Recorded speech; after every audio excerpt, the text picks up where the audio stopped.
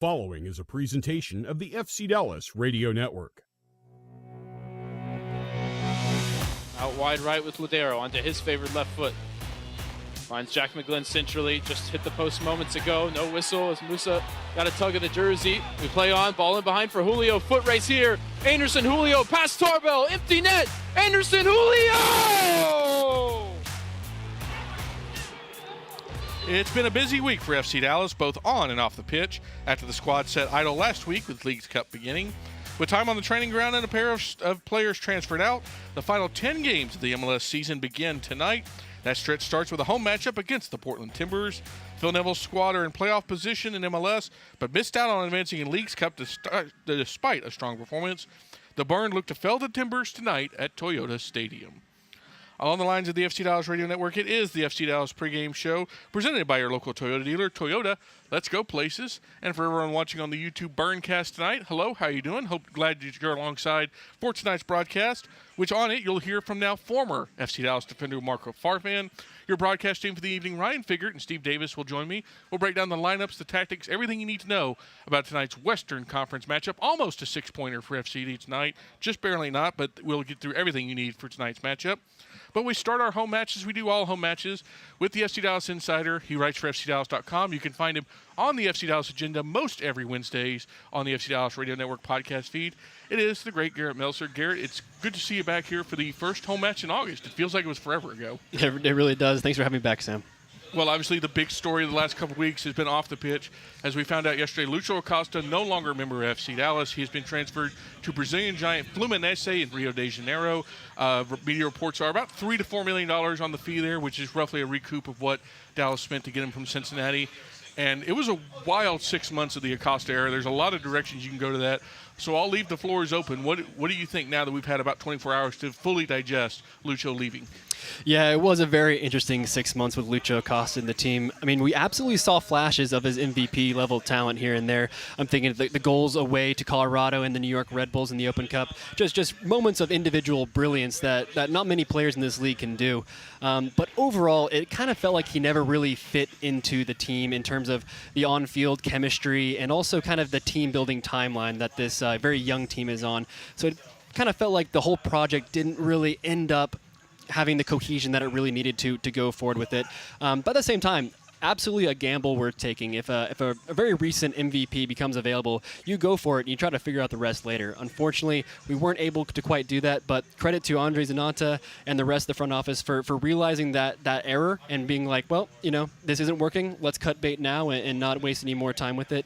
And I'm sure Lucho, with his talent, will do very well in Brazil. And now it's up to head coach Eric Quill to continue the project without him. Yeah, I feel like this 6 months will be something we'll be scrutinizing for a little while, both positively and negatively. And if you want to hear that, check out the FC Dallas Agenda, because I'm sure we'll be tackling it in the coming weeks and months.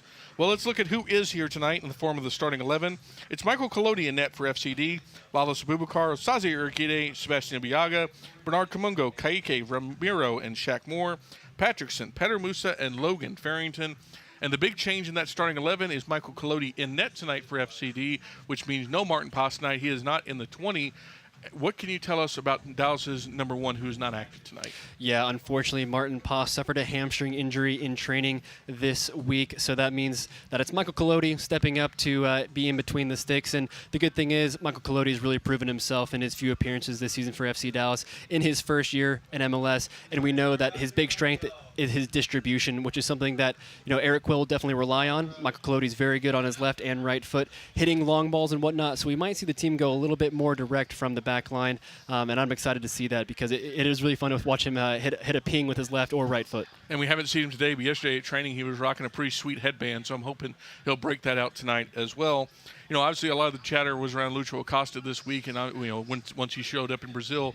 But we did see another longtime FC Dallas player leave. That was Marco Farfan. He's headed to Tigres in Liga MX. You and Ryan talked about it on the FC Dallas Agenda, which is live right now, and you'll also hear from Marco in our pregame show in our next segment.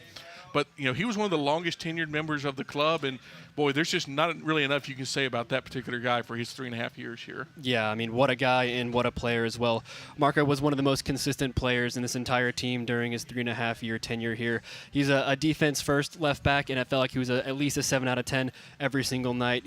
Especially in his first 2 years, I felt like he was one of the best lockdown 1v1 fullbacks in the league. And it also felt like he basically played every single game for this team over the last 3.5 years or so. And, you know, what I loved about him especially was that I felt like he left absolutely everything out on the field every single night. He was full effort, full passion, body on the line type of defender. And now he's got a great opportunity with Tigres, obviously an absolutely massive club down in Mexico. And also, I think his absence now means a lot of opportunities for the two young homegrowns in this team who play left back, Nolan Norris, Josh Torquato, and also Bernard Kamungo, who's deputizing as a left wing back, left wing tonight as well. Yeah, if you want to know how tough Marco was, I remember talking to him right before he came back from his compartment syndrome, and I asked him, like, how would you explain this to someone that doesn't feeling it? And he said, imagine when your feet fall asleep, like when you fall asleep on your arm or your leg. He goes, then imagine running on that for 90 minutes. And he had that in both legs. Like, that is a double tough human being, and I wish him all the luck at Tigres. Well, you mentioned it tonight. It's not Nolan Norris. It's not Josh Torquato, who we all thought would kind of get it. It's Bernard Kamungo, who's going to be kind of on that left side. We think it's going to be a wing-back look, or it could be a back five. Kind of depends on what Eric Quill feels like at any given time. It's an interesting choice because we saw some of that last year under Nico Estevez. Was not the most productive use of Bernie's talents. What do you think has changed a year and a half later that we think that this could work out for FC Dallas? Well, it's a great question because, yeah, last year I think when we saw Bernie at wingback, he definitely didn't look comfortable, but he did get a good 12 to 15 games in that spot. So you'd think with that time he'd become a little bit more used to the position, and I do think that his profile makes a lot more sense for a wingback than either Josh Torquato or Nolan Norris, who are much more like Marco Farfan in the defense first type of fullback, where Bernard Kamungo more naturally a left winger makes a lot of sense to be in that spot. And look, Dallas needs to win this game tonight. They really do to keep those playoff hopes alive. So get as many goal scorers on the field, and I think that's what Eric Quill is trying to do. I think so, and you look at how they're playing in the top three as well. It's Pedro Musa, it's Logan Farrington, and in for what would have been the Acosta spot is Patrickson. That group has been very productive over the last 3 games, 8 goals in that many games. And Patrickson has really, it feels like this is his opportunity. Obviously, we think Dallas will go for a 10 this offseason.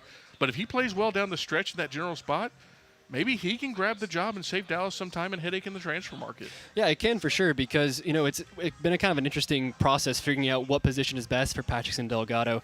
When he first joined the club on loan last season, he was kind of billed as a defensive midfielder. I think he even played some center back for Ajax's second team over in the Netherlands. And so we kind of expected a defense first-minded kind of guy. But when he got here, his best performances were as a more attacking midfielder or box-to-box. And this season, absolutely his best performances have been as an attacking midfielder.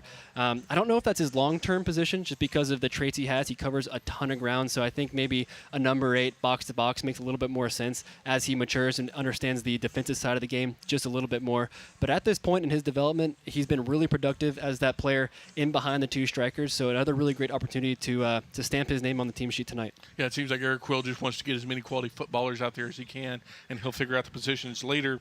Speaking of quality footballers, Eric Quill's bench tonight, very strong. We're going to talk about it in a little while. But specifically a new debut tonight, it looks like new winger Dietzen is in the team sheet, so he could make his FC Dallas debut tonight. He's well represented in the stands. I'm counting over 10 new Dietzen kits that I'm sure Soccer 90 was happy to dish out. But between Dietzen, Anderson Julio, who's back in the 11, Sebastian Leggett is in the 11 tonight. You've got Sam Sarver as well. This is one of the most strong and I would argue versatile benches Eric Quill is going to have available to him this evening. I think this has got to be the deepest bench Eric Quill has had at his hand for all season, really, if you look at it. And I'm super curious to see what Dietzen can bring. He joined the club during this transfer window, hasn't played yet, had a pretty good goal record over in Denmark in the top division there, scored a goal against the U.S. men's national team for his national team Haiti in the Gold Cup just a couple of months ago. And from what I've seen in training, he looks like a real finisher. Left-footed, he loves to cut in and hit a curling effort across the goalkeeper. Put a few of those in the back of the net in training earlier this week. So very, very excited to see what he can do off the bench. But also, I don't think we can skip over Anderson Julio. I mean, he's been such an important attacking piece for this team this year, and I think Eric Quill really missed his dynamism, his runs in behind, and his finishing while he was out for, I believe it was 6 games with a hamstring injury. So to get him back in the squad and maybe 30 minutes off the bench or so, I think that's going to be a huge addition to this team. Yeah, Portland's probably going to look forward to a 70-minute scenario where both Anderson, Julio, and Deedson come in against that 3-man back line they're running tonight. Well, speaking of the Timbers, they come into this one, and they're in good form. They're undefeated in their last 5. That does include Leagues Cup. That's in regulation. They did lose to America on Wednesday in penalty kicks in Austin, but they are 5th in the West. This is a strange team in the sense they're clearly succeeding, but with one of the lowest XGs in the league, you can also argue they're overperforming. What's Phil Neville's group doing in his second year? Well, I'm glad you brought up the expected goals because they've generated the second fewest in the league, just 30, but they've scored 33 goals off that. And look, 33 isn't a ton. FC Dallas has scored more than that, but they made them absolutely count. They've won a lot of 1-goal games, and they're in 5th place, so they're definitely feeling good. But in terms of tonight, FC Dallas absolutely needs to play a very high-intensity game because this team and Portland Timbers, they've played 3 games in the last 10 days in the Leagues Cup. Dallas has played 0. They've had 2 weeks of training just to get ready for this game, and also it's 98 degrees. I played a game earlier this afternoon, and let me tell you, that heat takes it out of you. So if Dallas really plays to that and just try to run them off the field, I think that's the way forward for this team. Yeah, and they played in Austin for that game against Club America, which went to penalties as well, so they were out there even longer. And I don't care how good an athlete you are, how good your ATs are, the heat sucks. There's no other way around it. Those are some heavy legs, I guarantee you. I have to imagine. Well, that is Garrett Meltzer. Heavy legs or not, you can find his work on FCDallas.com. Check him out on all the various socials at Garrett Meltzer. You'll hear him on the FC Dallas agenda next week, and you'll also hear him on our halftime coverage today. Garrett, we will talk to you in a little while. Thanks for having me, Sam. When we return here on the FC Dallas pregame show, we will hear from departing left back Marco Farfan. You're listening to FC Dallas Soccer presented by Toyota on the FC Dallas Radio Network. So, what'd you do this weekend? Well, just took the Tacoma off-road, deep into the woods, got to this hidden campsite only it could reach. Nice. I hooked up the boat to the Tundra and hit up the lake. Towed it like a pro. Had the whole lake to ourselves. Hey, wait, did I mention I went rock climbing too? Uh-huh, yeah, thanks to the Tacoma's crawl control. Well, sounds like we both had fun weekends. Mine was better. The Toyota Tundra and Tacoma are built for all the fun. Test drive at your local Toyota dealer or visit Toyota.com today. Toyota, let's go places. Feature availability differs based on trim. See Toyota.com for details. Want to hear something incredible? That's Eleanor. Just 10 hours after being born, Eleanor was airlifted to Children's Health and met by our expert team trained in cardiac and critical care. At 4 days old, she received a stent to help her heart pump blood to the rest of her body. And today, she's a happy, healthy 1-year-old. That's incredible. That's Children's Health. Incredible together. In sports, if you think joy only happens after you win, think again. Look at the world's most successful athletes like Serena Williams, Brooks Koepka, and Alex Morgan. They don't spend all their days grinding away. They take time to enjoy themselves, like getting together with friends over a Michelob Ultra, because they know that happiness is the key to winning, and that joy is the whole game, not just the end game. Michelob Ultra. 95 calories, 2.6 grams of carbs. It's only worth it if you enjoy it. Enjoy responsibly. AB Michelob Ultra Light Beer, St. Louis, Missouri.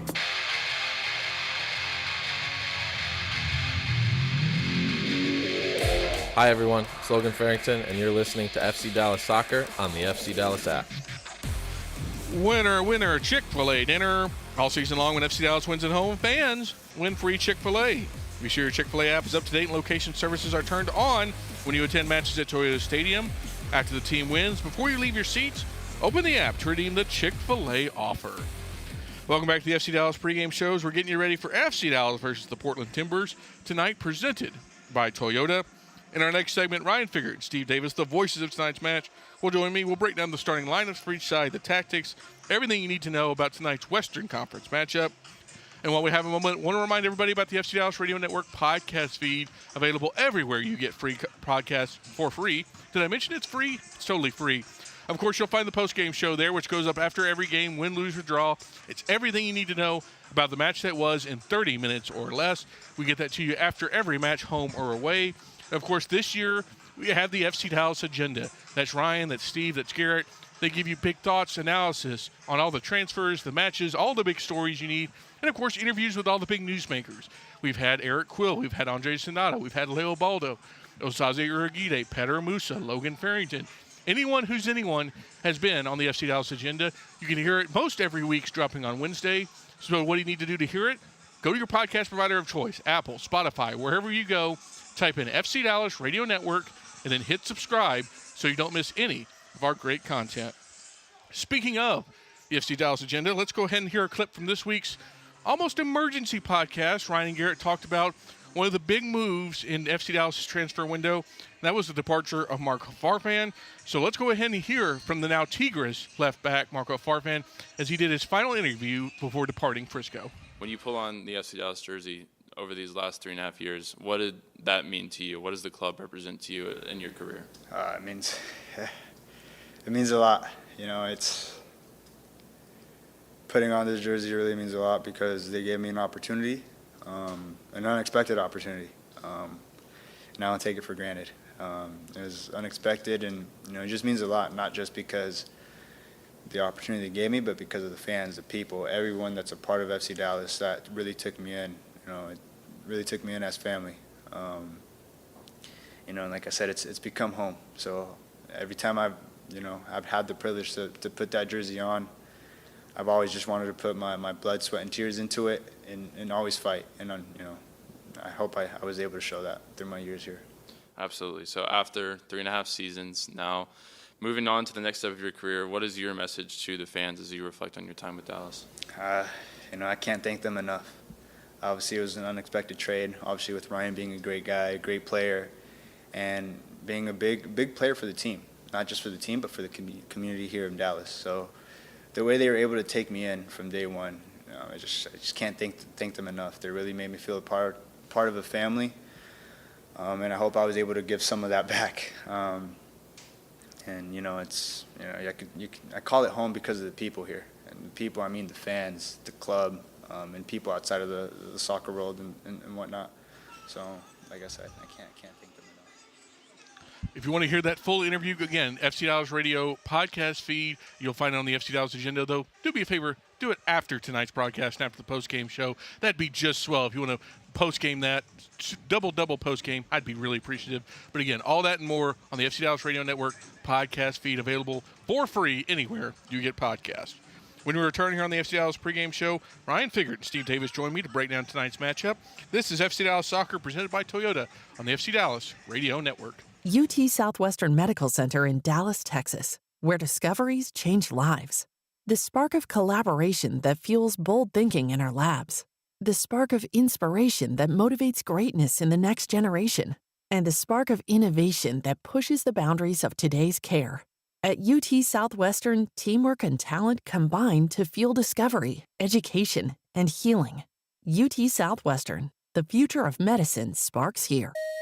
Welcome to the world of WinStar, the casino of FC Dallas, where 10,000 electronic games plus roulette, craps, and blackjack is just the beginning.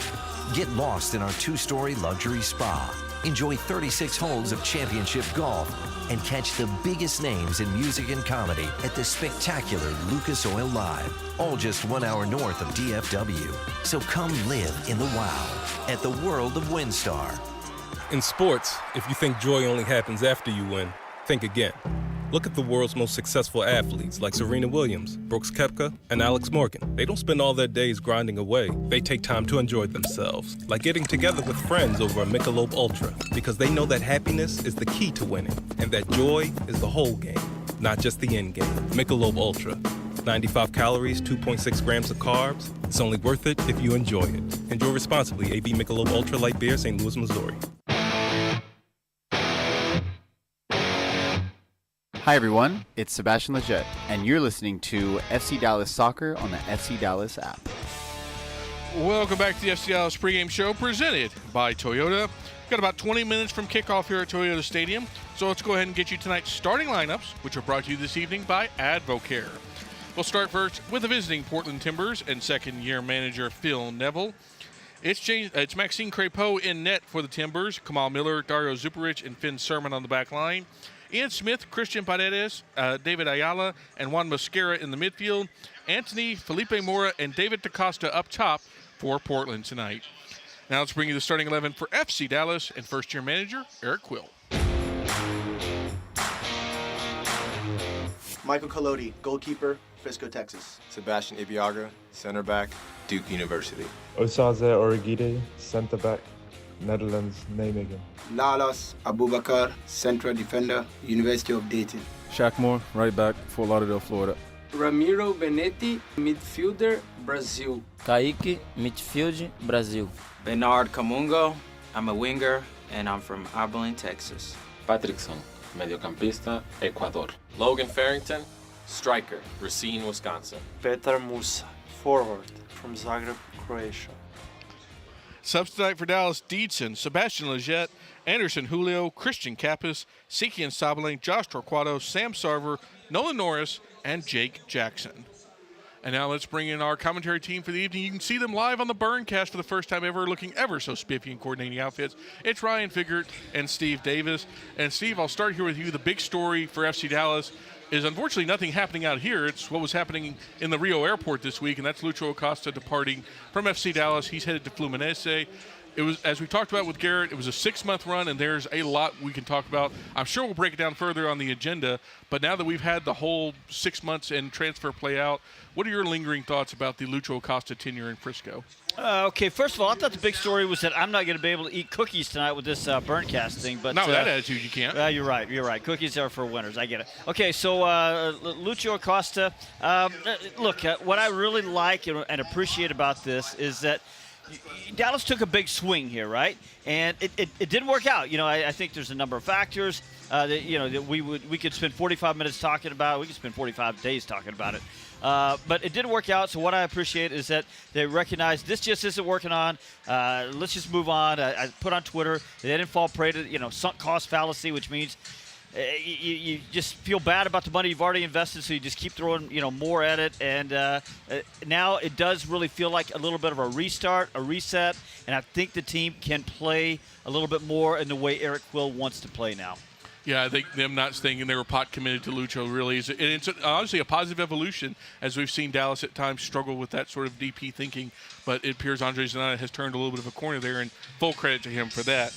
Well, worrying about who's here instead of who's not is Michael Colodi in net tonight, Ryan. Obviously, no Martin Paz. It looks like for the foreseeable future, it's going to be Colodi in net with Paz's hamstring injury, as Garrett told us on the first segment.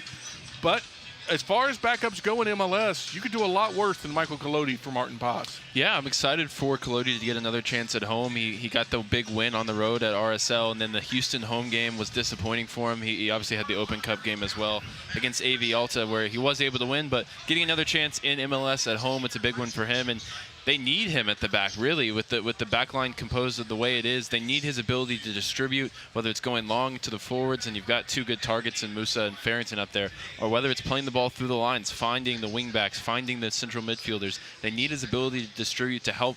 Ibiaga and Abubakar, it's not their strength. They're more of, those 1v1 dual type aerial battles. Those are their strengths. It's not distributing out of the back. So Colodi can help them with the distribution from the back tonight, and I think that's huge for Dallas. And even losing Martin Paz, there's still positives to take. Yeah, there is, because I think what they lose in experience with Martin Paz, they gain in the ability to play out of the back, and I think we're going to see a little different wrinkle in the way FC Dallas builds out tonight. We'll get into that in the broadcast. Yeah, and that's something Eric Quill mentioned to us yesterday. I'll save it. I'll let y'all save it. That's a tease, as we call it in the industry. But we're seeing another change. Obviously with Marco Farfan gone, that means the left back / left wing back spot is open, and it's Bernard Camungo getting crack number 1 at it tonight. And Steve, we saw it under Nico Estevez with Bernie getting the shot at that. And to be fair, it didn't go super great, but Eric Quill has always had a supreme belief in Bernie's abilities. Should we take that to mean that this can work, or should we be a little skeptical of his positioning? We're going to find out here in exactly 16 minutes and 33 seconds as they get closer to kickoff. But look, I will say this. Bernie needs to make an impact. And I do know that one of the things a couple of weeks ago we were talking about, Eric Quill was talking about how he didn't have any what he calls, stretch players. Players that can go fast vertical, speed. He didn't have any speed up front. Well, now he's got Bernie Camungo, but he's also got Deedson. He's also got Anderson Julio back in the lineup. So now there are options, right? So Bernie's getting the first crack at it, as you said. Bernie has 4 goal contributions in his last 47 appearances over the last 2 years, okay? For an attacker, you got to have more. There's got to be bottom line production there, and maybe we'll see it tonight. And, Ryan, to replicate a conversation we had off the air, obviously one of the ways that Quill could deploy him is just send him real up high, and you could have Shaq Moore maybe drop back a little bit. But that does open up another problem if Dallas does decide to do that, doesn't it? Yeah, this is a really high-powered front three for Portland, and that's been consistent over even losing Evander, right? They had 3 guys with over 14 goals last season. They scored a ton of goals as a team last season. You lose Evander, but you bring in David DaCosta, who's a different type of player. He's got that pace in behind, but he also has quality to provide for Felipe Mora, for Anthony, for Kevin Kelsey if he comes into the game later. So it's a lot of questions to be asked of this Dallas back line, and if they get Abubakar, Ibiaga matched up in the wide channels, I think that's advantage Portland.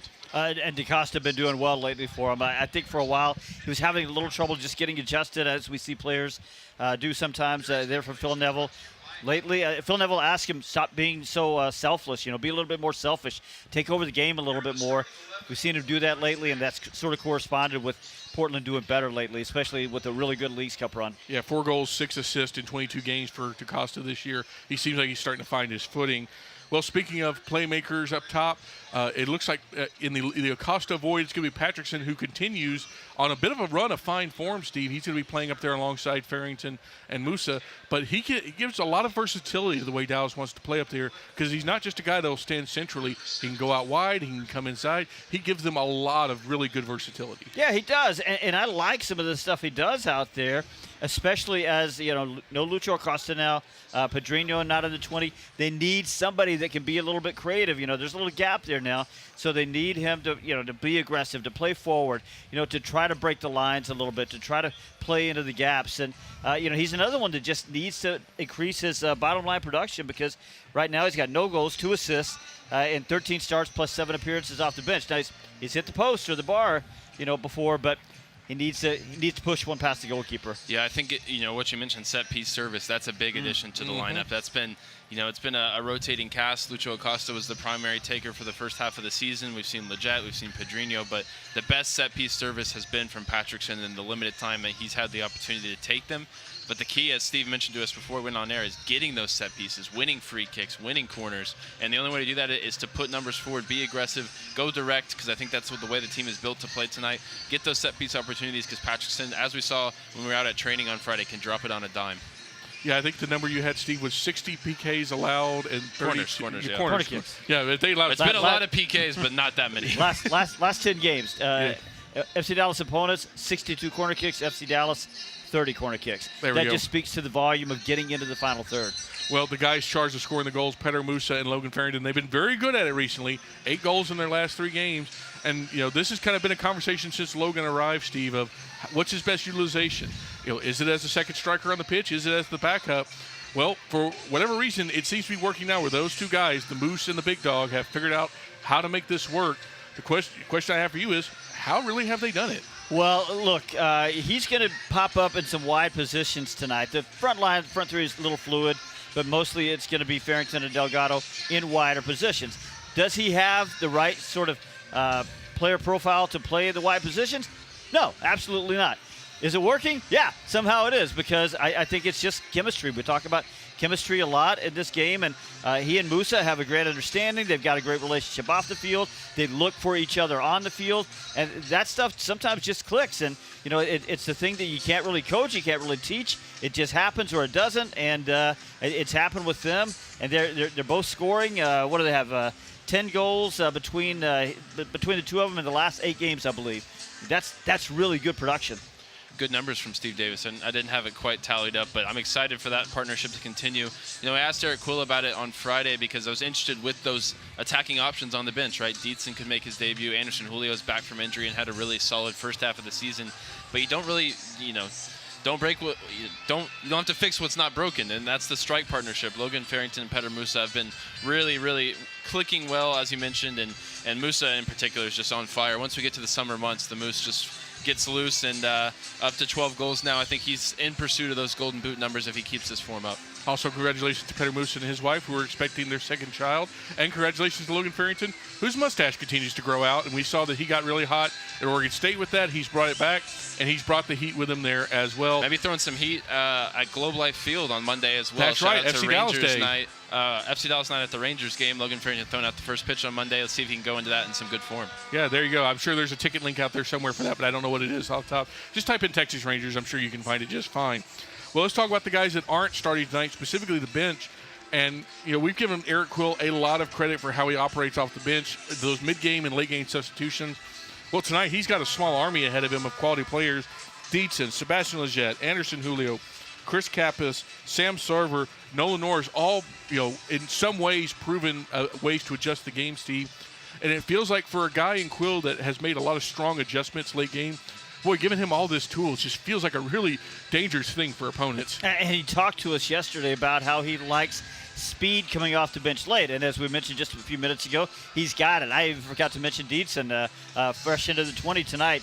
So, and we know he's got a little speed. So I think that's how he's going to use it if they need it. And then if you need a little bit of creativity, I think Sebastian Lletget can come in and supply some of that. If you need somebody to add a little bit of defense out there, Nolan Norris can play some different positions. So probably the best bench options that Eric Will has had are available tonight. Yeah, I think you can say, Ryan, it's pretty safe that, it's not just the level of quality, but it's just the difference in abilities. You've got speed, you've got that creativity, you've even got a couple of good defenders if you want to come into that. Like, before the season, we would talk about there's holes, somewhere that they can't cover.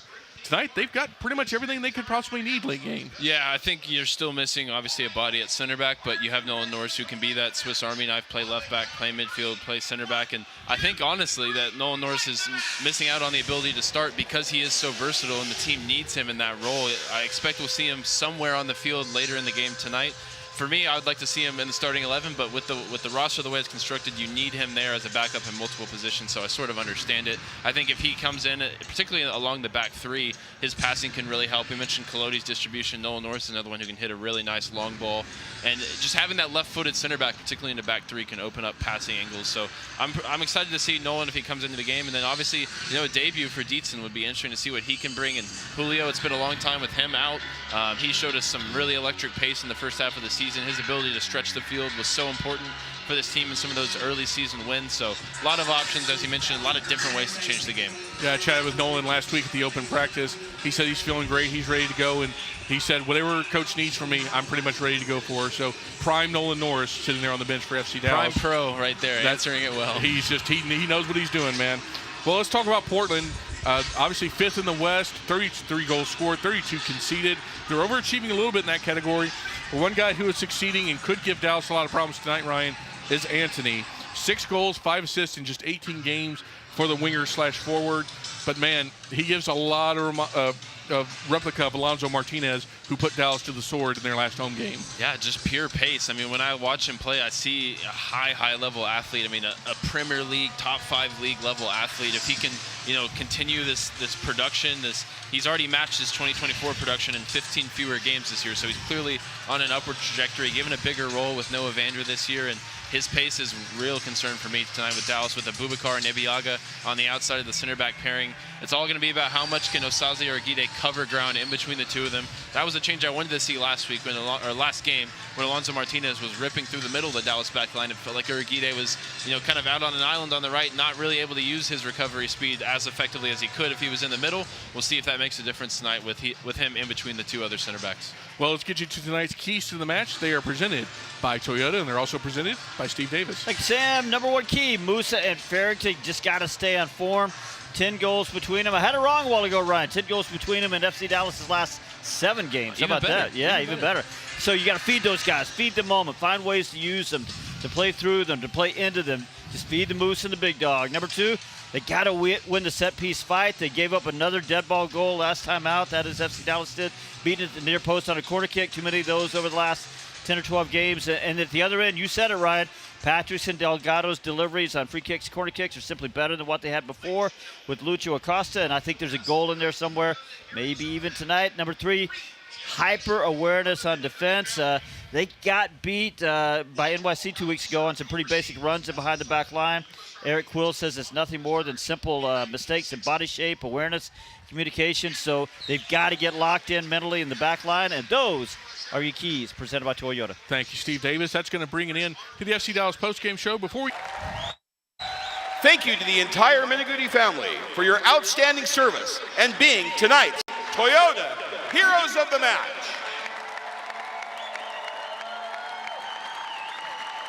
Fans, please rise if you are able and remove your hats for the singing of the national anthem performed by Avery and Carolyn, the Liberty Bells. Oh, say, can you see by the dawn's early light what so proudly we hailed at the twilight's last gleaming, whose broad stripes and bright stars through the perilous fight o'er the ramparts we watched were so gallantly streaming, and the rocket's red glare, the bombs bursting in air, gave proof through the night that our flag was still there. Oh, say, does that star-spangled banner yet wave o'er the land of the free and the home of the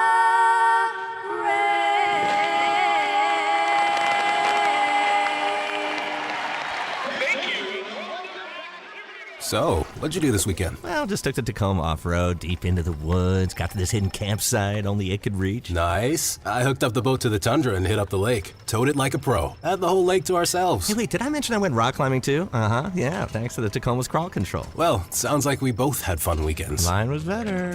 The Toyota Tundra and Tacoma are built for all the fun. Test drive at your local Toyota dealer or visit Toyota.com today. Toyota, let's go places. Feature availability differs based on trim. See Toyota.com for details. UT Southwestern Medical Center in Dallas, Texas, where discoveries change lives. The spark of collaboration that fuels bold thinking in our labs. The spark of inspiration that motivates greatness in the next generation. And the spark of innovation that pushes the boundaries of today's care. At UT Southwestern, teamwork and talent combine to fuel discovery, education, and healing. UT Southwestern. The future of medicine sparks here.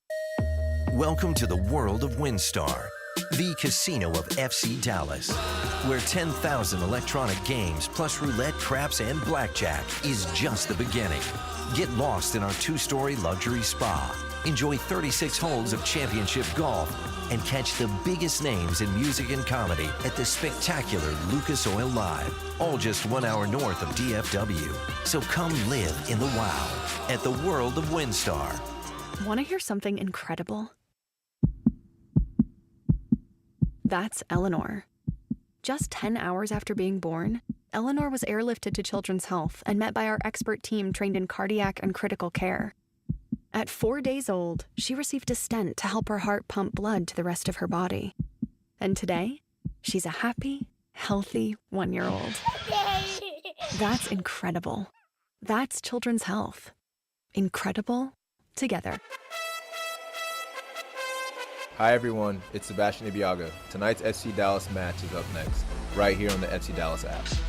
Well, with just 1 weekend off, a whole lot has changed around here for FC Dallas, with Lucho Acosta headed to Brazil, Marco Farfan heading to Mexico. The roster has shifted considerably, but with some new additions in the 20-man roster tonight and a striker partnership that is absolutely on fire, they'll hope to come out hot tonight in pursuit of the playoff positions. Up against them, it's the Portland Timbers in town, fresh off finding some serious form in the Leagues Cup in the last 10 days, but historically haven't enjoyed their trips to Frisco too much. Just 1 win in 16 trips all time.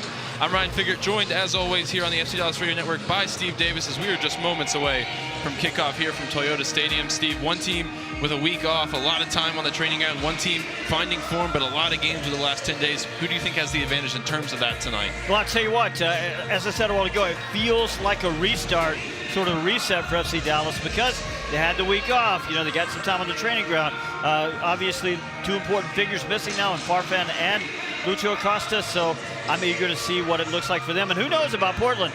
Are they going to be disappointed that they had a really good showing in the Leagues Cup but didn't make it into the elimination rounds? They're going to be a little bummed about it. They're going to be hacked off about it. We'll see. Dallas wearing their red and blue, moving from right to left here with Michael Collodi donning the Rambo-esque bandana in goal down to our right. Portland in a nice cream color with dark green accents, and Maxime Crépeau in all yellow down to our left. They move from left to right here in the first half. Dallas in search of a hot start, something that's been rare for them this season, scoring first in just 5 games in Major League Soccer play this year. As we await the whistle of the referee tonight, Malik Badawi in the middle. JC Rivero back in the Arlington studio on the VAR. I feel like there's a little bit more of a story you should tell at some point about that Collodi headband, because it's not just a style thing. Although it is stylish, though, as we are underway tonight from Toyota Stadium. Portland Timbers get us underway. Dropped off to Kamal Miller. Both teams going with 3 central defenders across the back line. And a matchup of very similar systems. Portland a little more used to playing it. This has been their go-to all season long. It's lifted ahead by Paredes. No real name attached to it. And Shaq Moore will get it back to Michael Collodi here. Dallas homegrown goalkeeper in there for Martin Paz. Finds Uragide. Out to Abubakar. Now Kamungo off the left. Kamungo into the midfield. Kayike, loose touch from him, gives it away. Now Mora top of the box, sets it back for DaCosta. Patrickson gets a touch to the ball, and that stops the counterattack for now. Portland maintain possession with Ayala. So you see right away a little problem that FC Dallas is going to have to deal with Abubakar and Kamungo on that side. Neither one of them are the most technical players, so they've got to be really careful with their build-out over there. I would look for Portland to sort of try to move, sort of press them, to push them into that area. Yeah, you can already see Mosquera releasing high and wide here on this near side up against Bernie Kamungo. Both of these teams actually selling a player to Fluminense during the week. Santi Moreno, a big piece of the Portland attack, is now going to be teammates with Lucho Acosta down in Brazil. 2 sagas that played out very differently. And Moreno sort of forcing that one, just left the team, said this is where I want to be, and you guys work it out. Ball out of play there, loose pass from Portland, turns it over for a Dallas throw. They'll move it across the back line. Now back to Michael Collodi. Collodi lifts it ahead, no one there, as both strikers were on the left side of the field, and the ball went out to the right wing. So we played about 2 minutes here. Get things going at Toyota Stadium tonight. Finn Sermon down the line here on the near side from Mosquera. In the midfield, Ayala lifts it over the top. Anthony, foot race to get to the ball. Uragide has a nice angle and easily wins that one. Gets it back to Collodi again. And that's the benefit of having Osaze Uragide in the middle of the back 3, just able to cover his 2 defensive partners. Yeah, I don't like seeing Anthony getting in behind Abubakar that way, but you see that Uragide had it well read. He's got the speed, had the angle. Snuffed that out really quickly. Ramiro back to Abubakar, and they'll move it back through Uragide once again. It is DaCosta off the left and Anthony off the right. And the Portland attack as Collodi goes long, looking for Logan Farrington or Pedro Musa. Header won by Zubrich. Ayala, overhead kick out to the left side for the run of Ian Smith. Just about able to keep it in play. Now foot race with Ibiaga, who's got it the inside line. And he'll concede a throw near the corner flag on the far side. Ian Smith is a rookie. He got his first pro goal on a banger 3 or 4 weeks ago against New England. Portland going to be instructed to take this one further up the field. You don't see that often. Taken to DaCosta and set back now for Smith. Just chased all the way back here by Shaq Moore. He'll drop it off for the veteran Croatian Dario Zubric, an all-Croatian matchup down the middle of the field. Here's a giveaway to Kayike, quickly looking to find the feet of Farrington. Another loose touch there from Kayike, not the best start to the game for him. Ramiro gets a piece of the ball to win back possession for Dallas. Now Kamungo in towards Farrington, who allowed Sermon just to step in front there. And Farrington battling back. Will They'll give up a throw right into the Dallas technical area. A couple of uncharacteristic mistakes from Dallas's young Brazilian midfielder here in the opening few minutes. It is of note that with no Lucho Acosta now and no Martin Paz tonight, it is Ramiro wearing the armband for Dallas. Definitely a veteran presence in this locker room. And he's rewarded with that armband tonight by Eric Quill. Portland looking to combine through the middle of the field. Too much on it. Goes through for Collodi. Finds Ramiro with some time in the middle. Ramiro into Kaique. Another loose touch. He's all out of sorts to start this game. Not punished this time. It's Portland ball, but far from goal. Back to their own half now with Sermon. Ayala, big addition back into the Portland lineup after missing a few games through injury. Here's one lifted over the top for the run of Acosta. Gets the inside line on Ibeagha, brings it down, gets the cross away, and Ibeagha in retreat concedes the corner.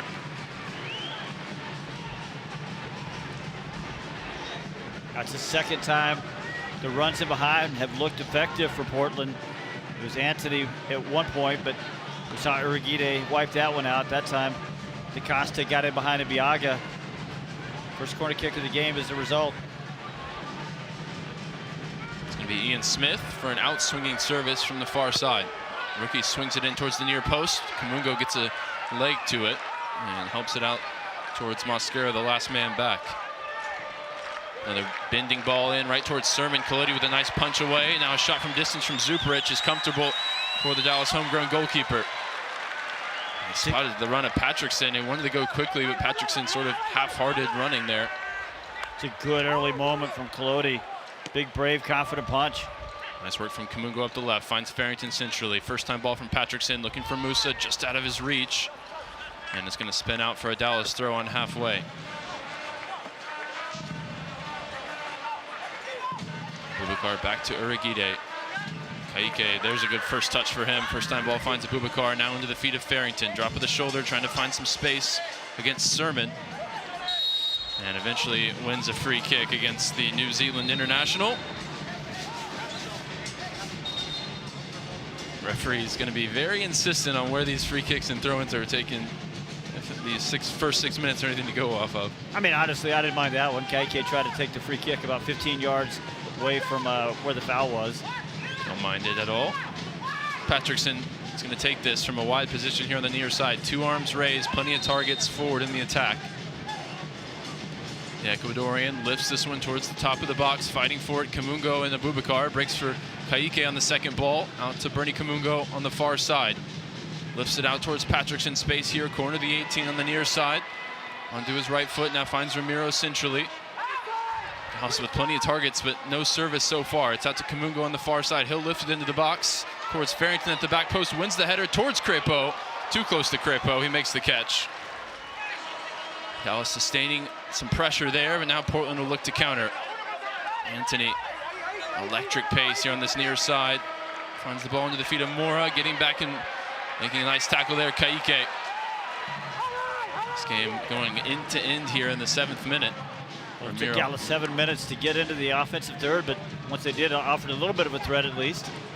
At least some sustained pressure there. Dallas will build up here with the center backs right along the halfway line. Abubakar lifts it over the top, looking for the run of Musa. Too much air underneath it there from Lawless, and it's spilled by Crepeau, and Musa, opportunistic, grabs the opening goal. A nightmare there for the Canadian goalkeeper, and Peter Musa pounces once again.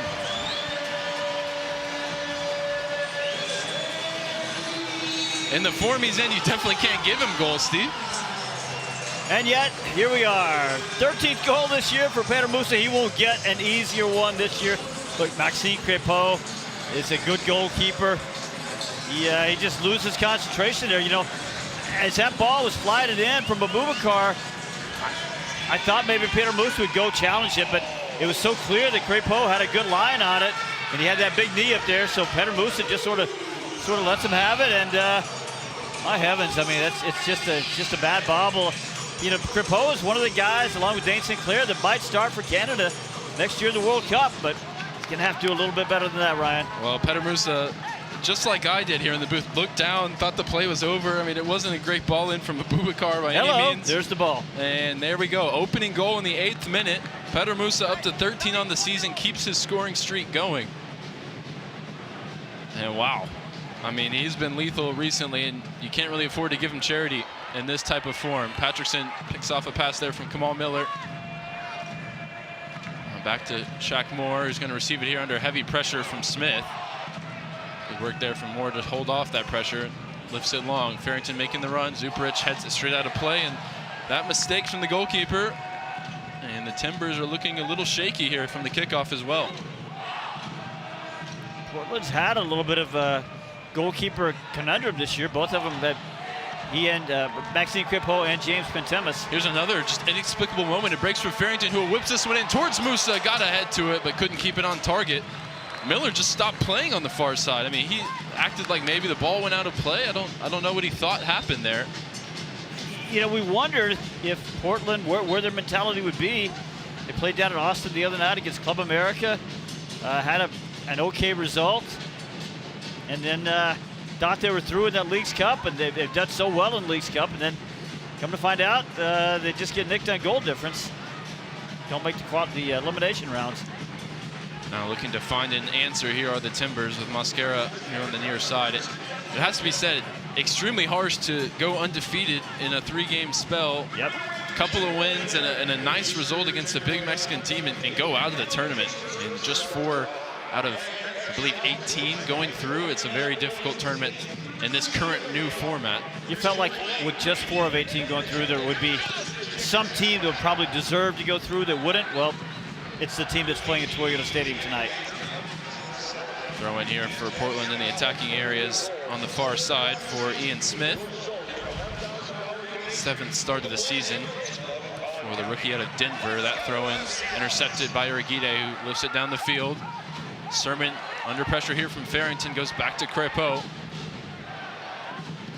Musa had such a slow start to the scoring. He actually did have a slow start. He had an okay start, then he got hurt. And there's a little gap in there, but for a while it looked like he wouldn't match the 16 goals that he got last year, which is a really good season for anybody, but especially first MLS season. But I think he's going to match it this year now, 13.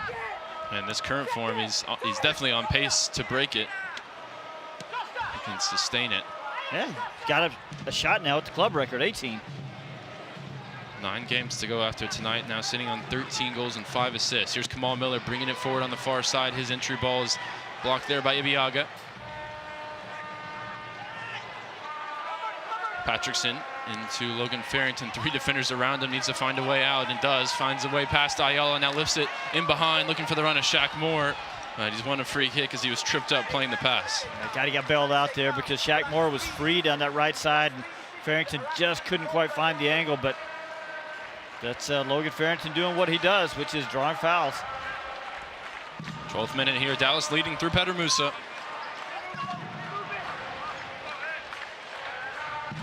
Mentioned only 5 games in which they've scored first this season in MLS play, now 6. Only led at half 5 times coming into tonight.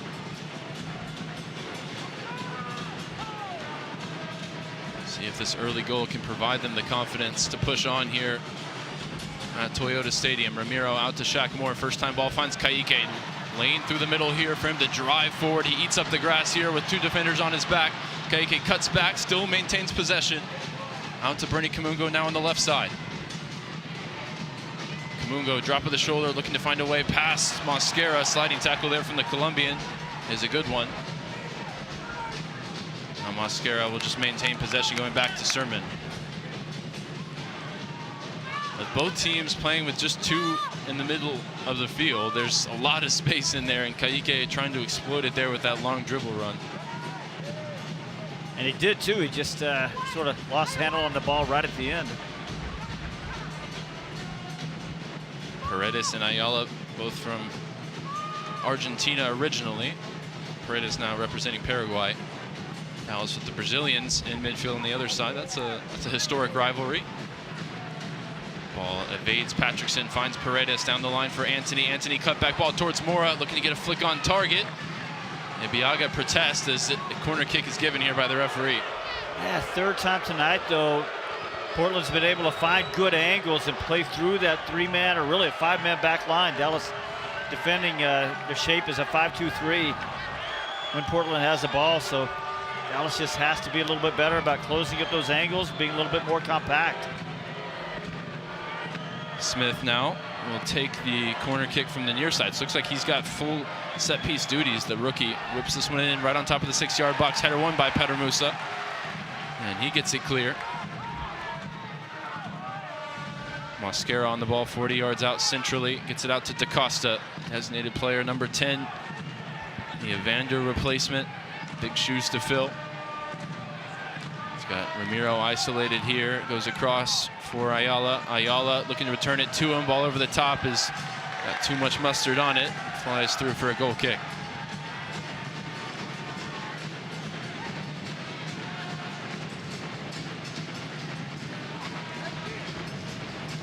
Well, 2026 season tickets are on sale now. They're the best way to experience FC Dallas soccer.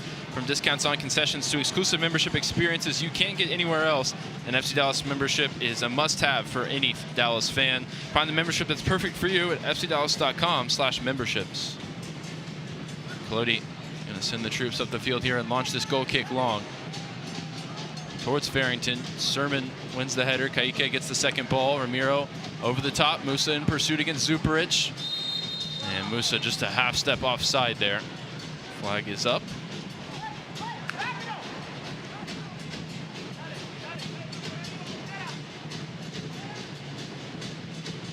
Ayala out to Zuparic. Out to Kamal Miller, who's another one hoping to be involved with Canada at the World Cup next summer. Finds Anthony, who's swapped over to the far side. Leaves that pass woefully short of Ian Smith. Easily picked off by Shaq Moore. Patrickson, first time ball, switching the play beautifully. Finds Logan Farrington now into the attacking third. Farrington driving on his right foot with Musa there as well. Farrington tripped up 20 yards from goal. He's won a free kick from Sermon. And you can hear what Phil Neville thinks about it in the Portland technical area. Does he think it's right or does he think it's wrong? I think he let the listeners know. I don't think we've adjusted the crowd mic since last game. I think that's just how loud Phil Neville can be. But this sets up a free kick in a dangerous shooting position. Logan Farrington and Patrickson Delgado, your two candidates to take it. Farrington, who won it, looks like he's got eyes on this one. Scored a free kick, a big free kick for North Texas SC in the championship game last year. Hasn't had many opportunities at the MLS level to take a dead ball. This one going to come from about 26 yards. About where the right-sided post would be lined up. Portland setting a 5-player wall here. Farrington with the preferred right foot. This one past the wall, deflected on the way through. Musa was lurking there. I think he was the one that got a touch and he was offside. Maybe something they tried to draw up there. I think so. I think that was a ball that was whizzed in, intended to catch Musa. Musa certainly went early. I don't know, actually. You may be right. Portland playing through some pressure here. Farrington up against Sermon. Those two resume pleasantries. Ball forward, intercepted by Abubakar, but he can't find a teammate. Now Anthony. Anthony seems to know he's got the pace advantage, but hasn't been able to take advantage so far. Tried to lift that one past Abubakar, but just straight out of play.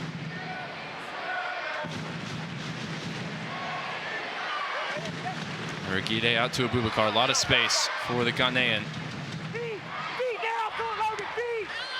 And now you can hear Eric Quill, who wants Logan Farrington checking there.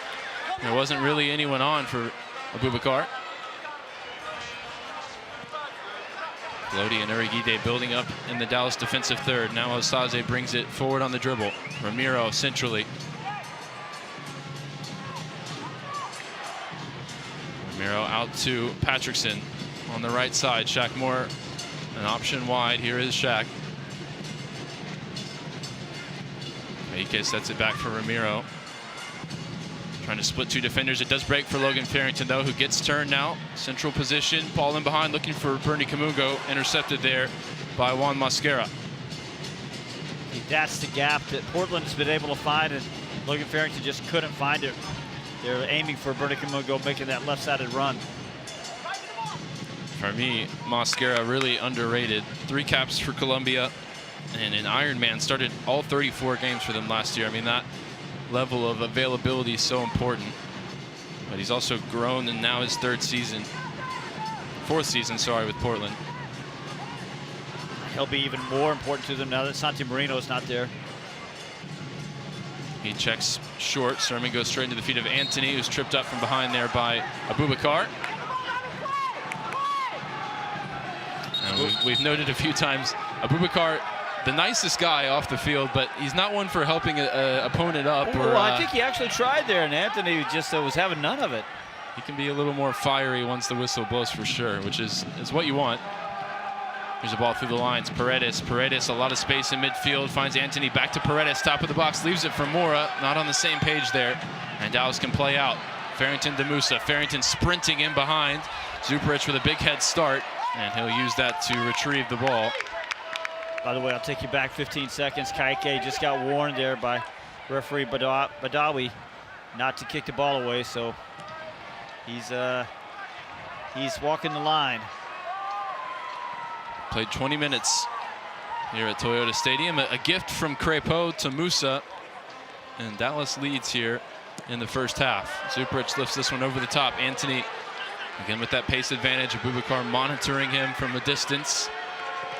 Whips in over the head of Urquide. Diving header from Ibiaga away. Breaks for Mosquera. Mosquera going for the give and go. Appeals for a handball against Kaike. Waved away for now.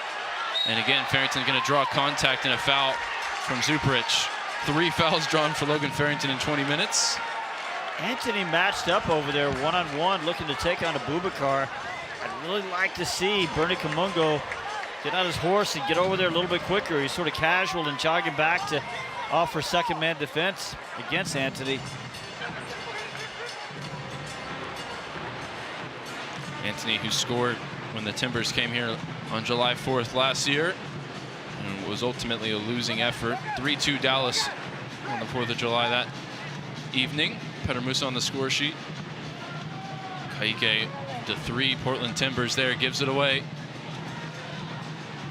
Acosta off the left side. Drops off for Paredes. Kaike's got to have better awareness there. He got a nice little touch that put him into some space by Delgado, and then just he's got to understand he's dribbling right into 3 guys. Servant out to Mosquera, closed down by Kamungo. Eric Quill involved here in the defensive shape. He's up off the touchline. Doing a little joysticking, isn't he? Trying to coach Kamungo through this different role defensively.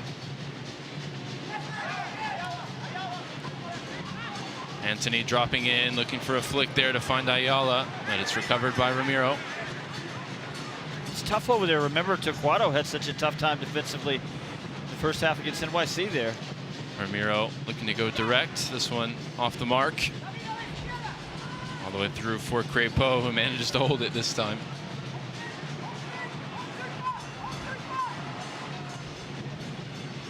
A little bit concerning. Dallas with the ball not finding consistent avenues to get forward. Direct play and the counterattack has been the bread and butter. Here's one lifted over the top looking for Mora. That one goes through the 18-yard box for Shaq Moore to retrieve. Dropped off for Collodi now. Collodi goes long. That one out of play on the other side of halfway. Direct and quick, getting in behind is well and good, but in this Texas heat, I think you need a little bit of an off-speed pitch, Steve, and Dallas hasn't found that here a quarter of the way through the game.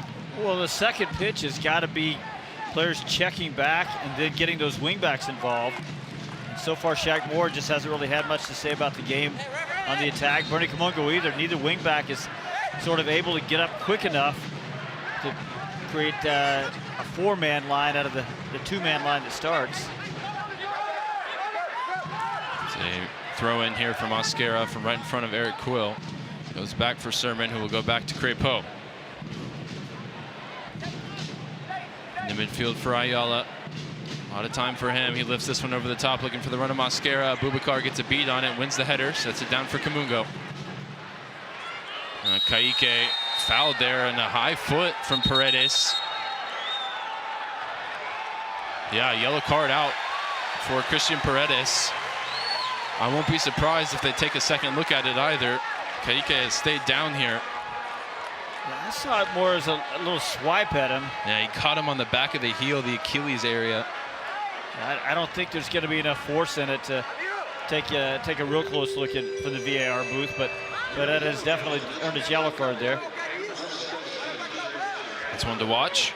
For Paredes, who's found some goal scoring form recently. Scored in Portland's last MLS game against LAFC before Leagues Cup, and then grabbed the winner in Leagues Cup against Querétaro as well. Here's a direct ball into Musa. Header one there, set down for Patrickson. He allows Paredes in though.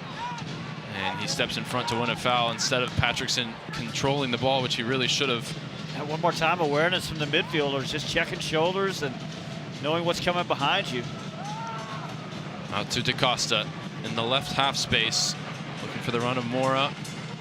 Last touch was off of the Timbers as it skews out for a throw near the corner flag on the far side.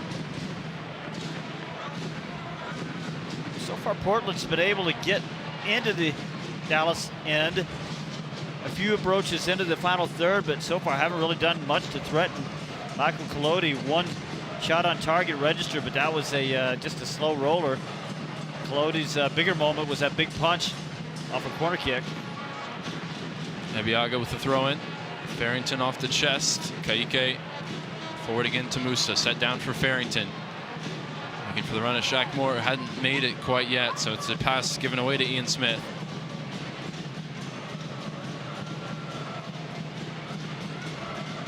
Now David Ayala out to Smith again on the far side. He'll check it back for the Argentine here. Dallas with everybody back defending. Portland build up here at the attacking third. Mosquera forced back for Sermon. Swing it through Zuprich. Zuprich surveying, now closed down by Musa, goes straight into the feet of Mora, who can't deal with the physicality of Urquide, gives it away. Patrickson back to Kamungo. Kamungo direct, looking for the run of Farrington, puts it in behind Miller on the far side. Seemed like more of a hit and hope there for Kamungo rather than something coordinated. Well, the timing just hasn't been there today for FC Dallas. I mean, they've got to have, as players get their eyes up, get the ball in front of them, somebody's got to check in, somebody's got to make a run. It's just communication and timing. Ball fired through the lines will be too much to handle for Mosquera. Could have been in a nice attacking position there, but he couldn't control it. It's out for a Dallas throw. I mean, honestly, right now, Dallas looks like a team that's hasn't played in 2 weeks, that doesn't have a creator out there, and is in a little different, a few players are in a little different position than what they're used to.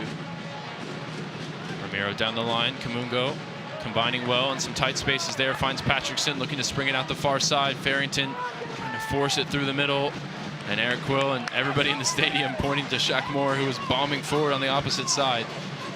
Logan just missed him that time. Throwing down the line towards Musa. Musa's won another throw. Phil Neville would have called it differently. I think I'm enjoying this extra action from the touchline. Might get us in trouble with some profanities at some point, but he's not getting any of my paycheck. Got an extra member of the broadcast team tonight. Ball out of play for Lawless Abubakar. Going to take the throw. He's taking a few extra steps to try and grab some extra field positioning here. And now he's forced to take those steps back. It is entertaining. It's certainly entertaining. Neville, the 46-year-old in his second season with Portland, previously with Miami.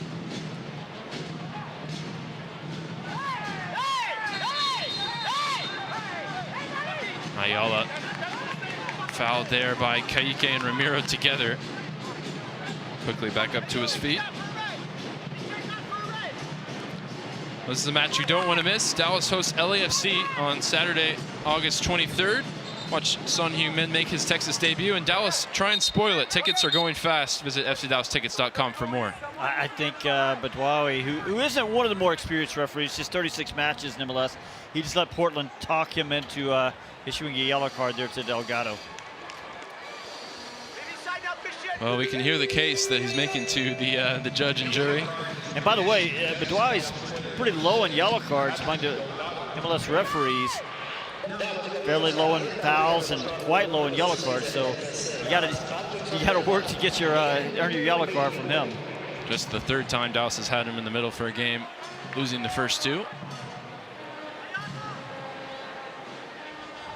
Coming up on the half-hour mark here, Dallas in front through Pedro Musa. Portland in control of possession. Paredes popping wide here on the near side. Paredes out to Mosquera. Mosquera crossing low and along the ground, defended there by Urquide. Now Kamungo will take some space up this near side, finds Musa centrally. Nice ball to find the Moose.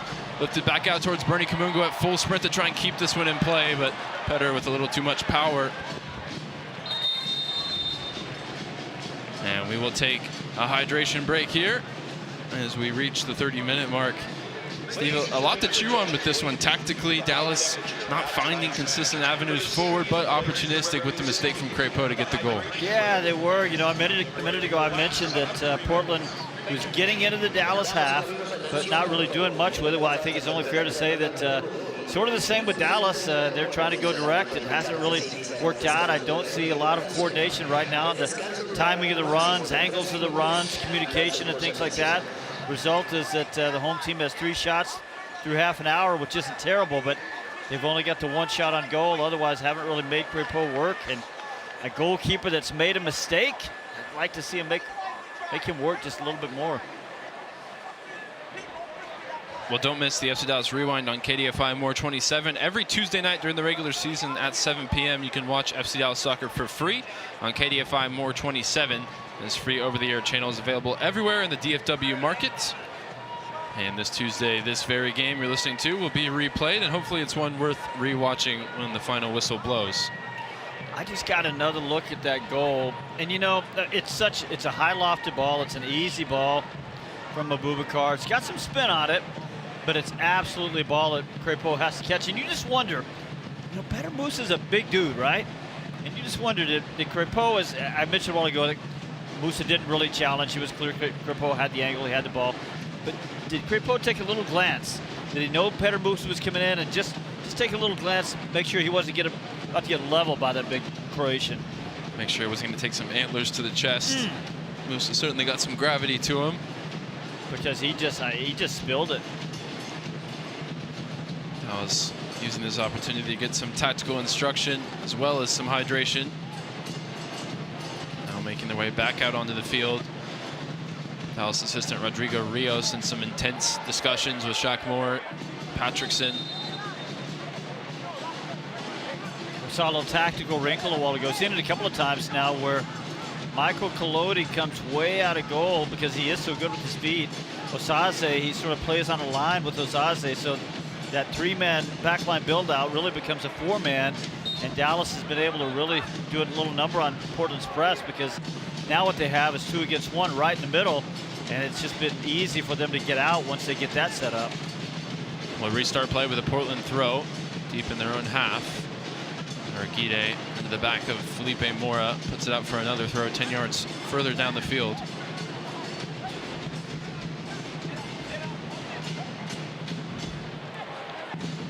Urquide again just wins the battle against Mora, and he quickly finds Ramiro. Kamungo finds Kaique on the turn. Wide left for Logan Farrington, sprinting from outside to in. Slip ball through the lines. Patrickson finds Kaique. Kaique, heavy touch, and he turns it over to Crépeau as the flag was up anyway. Oh boy, he had wandered offside, but I don't know what the young man was thinking there, because he got played through wonderfully, and then he took an extra touch, and Crépeau was able to go out and gobble it up. Well, his first goal for Dallas in the Open Cup was a very similar position there, a tough angle on the left side, and thought he might go for a similar type of finish, but didn't get a chance to get the shot away. But a nice moment, Dallas actually knitting something together there between the lines for the first time, and it was Patrickson at the heart of it with a good flick. Miller, direct over the top. Mora and Uragide, those two grappling, and they will be all night. Uragide just shielding the forward away from it as Collodi comes to pick it up. That is really good communication because Uragide recognized that Collodi was calling him off, so Uragide just quit looking for the ball and just made sure he kept himself between Mora and Collodi and gave his goalkeeper an easy catch. Collodi rolls it out to himself and now goes long. Shackmore wins the header, flicking it on for Patrickson. Laid down for Musa, stabbed in behind for Farrington. Sermon wins the header, but it's only out to Patrickson. Early ball whipped in, too much on it. Farrington will try and keep it in play, but to no avail. It's out for a goal kick. And Musa is down behind the play. Yeah, he got clobbered back there, but as the ball made its way out to Patrickson, but Wawi just kept the whistle in his pocket and let play go on.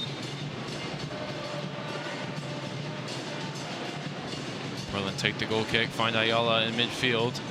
To the feet of Anthony, combining here through the lines. DaCosta out to Ian Smith. Runners in the area for Portland. Uragide wins the first header, and it comes off the arm of Anthony there on the second ball, so it'll be a Dallas free kick.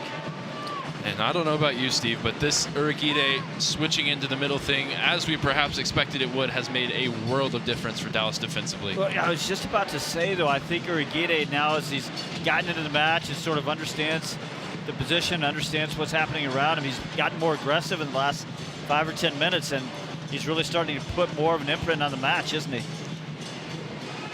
Collodi, long header won by Zuparic. Mora wins the header this time, and it's a foot race between Anthony and Abubakar. Abubakar at full sprint as Anthony cuts inside, top of the box, out to DaCosta on the far side. Big save, Collodi. Back out to DaCosta, trying to keep this attack alive.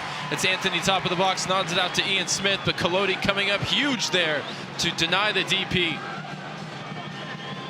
Well, just as we're talking about the defense, Dallas just got pulled all out of shape there. Possession still with Portland, and Mosquera on the near side. Everybody is back now in that shape for Dallas.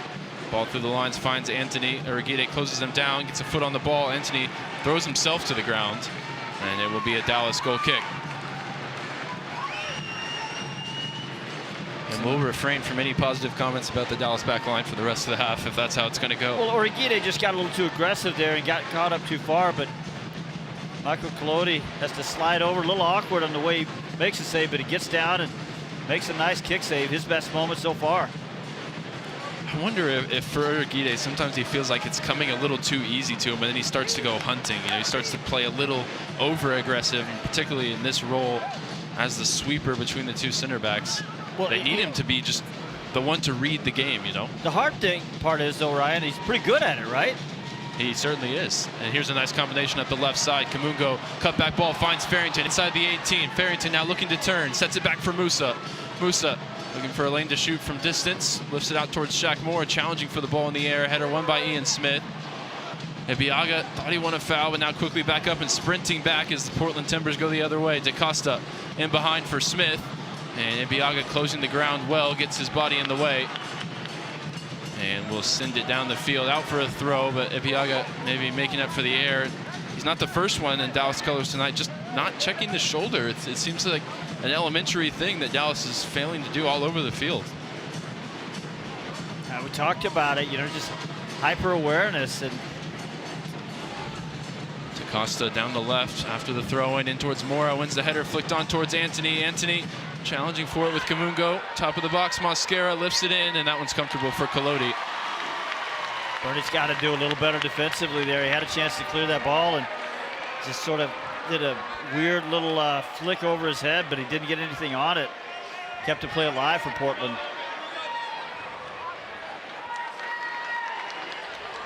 Collodi will send the team up the field.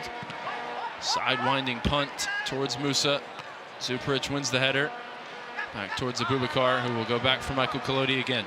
Dallas just not winning many of those direct balls, and even when they do, they're not catching the second ball.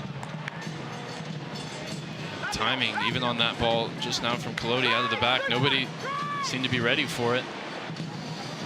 It was a good ball between the lines, but both Kamungo and Farrington had sort of just made their run and weren't ready to receive it. Acosta, center of the field, finds Anthony. Misplaced pass there, looking for Paredes. Kamungo through the legs of Paredes, now finds Musa, set back for Kaike. Ramiro to Kaike, who will drive forward here through the middle of the field, into the Portland half. Patrickson takes a touch out wide right. Quick 1-2 with Shaq Moore. And back for Ibiaga.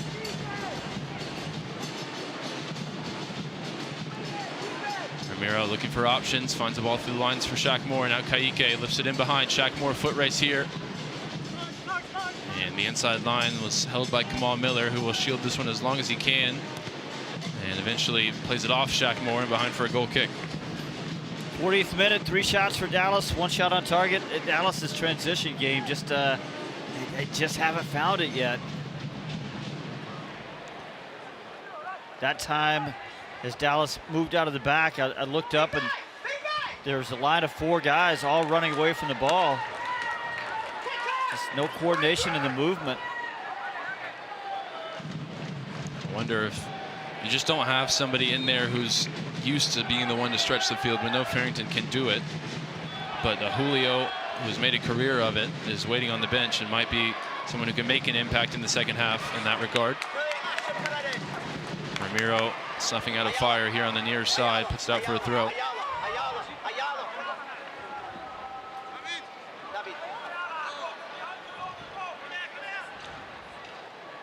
Ayala turns past Farrington, now swings it out to Kamal Miller. You would have thought somebody in a red shirt would have heard Phil Neville instructing his team where to throw that ball. Ayala. In the end, he was open. Ayala just keeps it moving here through Zuperich. Now in his 6th season with the Timbers. Mosquera looking for the run of Anthony, takes it down on the chest. Uragide closes it down. Here's one lifted into the box for Mora. Michael Colodi quick out off his line and covers that one up. Colodi's having a good half. Hasn't been asked to do a ton, but the things that he's been asked to do, he has come up bases. Kaike back to Colodi, who will quickly fire it out to Ibiaga. More into Kaike. More into Ramiro. Now first time ball ahead for Patrickson, who's got Kamal Miller for company, and Miller had a tug of the jersey at least there, maybe both sides of the hips, maybe the shorts, nothing called. But again, there's a line of 4 up front and just not enough in terms of connections in between the back line and that line of 4 attackers. Patrickson committing a needless foul there, and he has been booked. The referee plays advantage. Just think in the second half, you get Patrickson off for an Anderson Julio or a Dietzen, somebody who can stretch the field, because Dallas just looks a little bit stagnant in the attack, and he's been largely on the edges of the game.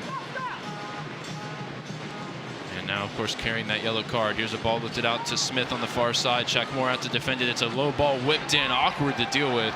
At shin height, and Uragide puts it behind and out for a corner. Uragide had his shoulders and hips turned toward goal. That's always dangerous, but cleared that ball up right around the in National Soccer Hall of Fame. That's way up there, so he made no mistake. That was what you call a no-nonsense clearance. Portland sending 2 out, maybe a short corner opportunity here. It's going to be Acosta. They switched from the outswinger to an in-swinger. Portuguese designated player, the targets to aim at in the middle. Acosta whipping it in, header 1 there by Musa, out to the top of the box. Smith fires it through traffic. Ibiaga able to deflect it out, and Patrickson will retrieve it.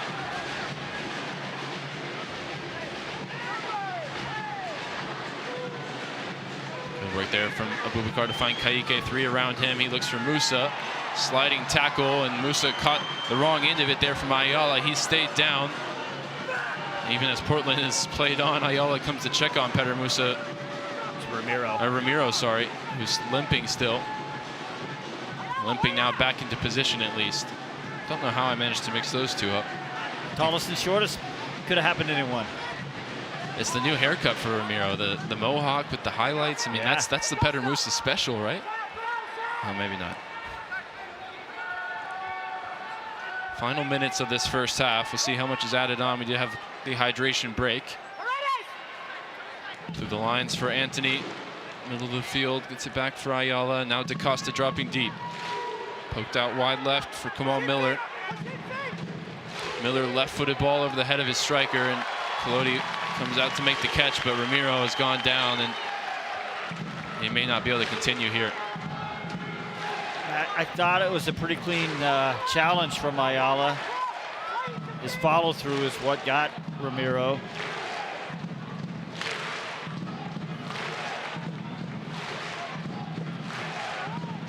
Ramiro now back to his feet and having a conversation with the referee. He's the one wearing the armband, so he'll be tasked with that all night. Final 30 seconds of the 45 here, plus whatever's added on. Collodi just walking it forward on the dribble. Now sets it up for the long ball. Direct over the head of Musa. Header won by Sermon, straight up in the air. Kamungo can watch this one out for a Dallas throw. Well, Dallas will have to get into half and talk about how to create a few more chances, because right now they're just offering very little threat, not really asking questions. That Portland back line, remember, this is a Portland team that's played a lot lately. 3 minutes added on as Abubakar takes the throw into Musa. Set back for Patrickson and now Kaike. Ramiro trying to squeeze it through a tight area and now has to sprint back as it's Acosta in the middle of the field. Ramiro, the nice tackle there to erase the mistake. And now Kaike with some room to bring it forward on the far side. Out to Shaq Moore. I hated that Kaike and Ramiro got caught in the same little quagmire there. Nobody behind him for proper rest defense. Kaike in towards Patrickson, unable to keep possession. And Ramiro whistled for a foul against Mora.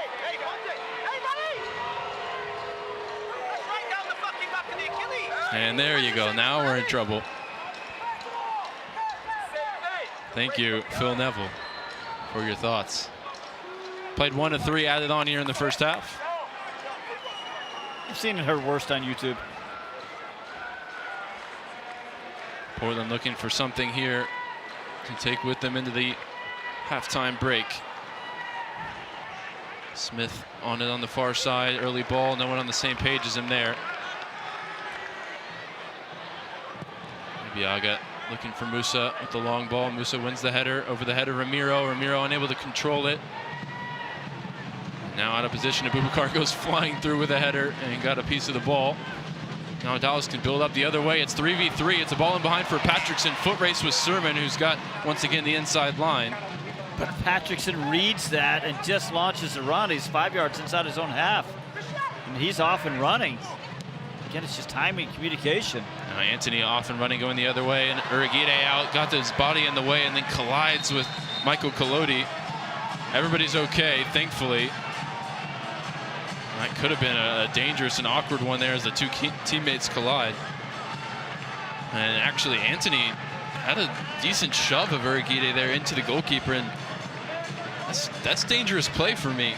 Well, it's tight because, you know, Uragide is trying to put himself between Anthony and Collodi, and as he does it, he does get a little bit of a shove, but he's a little off balance, and that's what bundles him into Collodi. Well, we talked about the bandana for Collodi, and there was actually some real concern that both Paas and Collodi were going to miss this game as he picked up a head injury colliding with the post in the same training. Here's Logan Farrington at the other end off the header from Musa. Step overs, Farrington trying to free himself up on the far side. Drops it off for Shaq Moore, targets at the back post. Shaq Moore whips this one in towards Petter. Musa trying to climb up on the back of Sermon. It'll break for Bernie Kamungo here on the near side. Just about able to keep it in play. Final seconds of the half. Abubakar receives it. Ramiro needs to go forward with it. Ramiro with a shot from distance deflected, and it made it easier for Crepeau. It had a moment of panic. But just to finish that story, Martin Paas goes down with a hamstring injury, and Collodi goes out of practice with a laceration on his head, now covered by that bandana. So there was a real chance that newly signed Jake Jackson was going to be in net for Dallas tonight, but it's Michael Collodi and maybe Michael Collodi, the best player for Dallas in that first half, Steve. Not always what you want to see with your goalkeeper, but with a young goalkeeper in a big moment here, he stood up to the task so far. Yeah, he's done everything he's been asked to do. So Martin Paz is going to be missed, but not so far. Well, that is the first half down. Dallas in front, a gift from Crépeau to Petar Musa.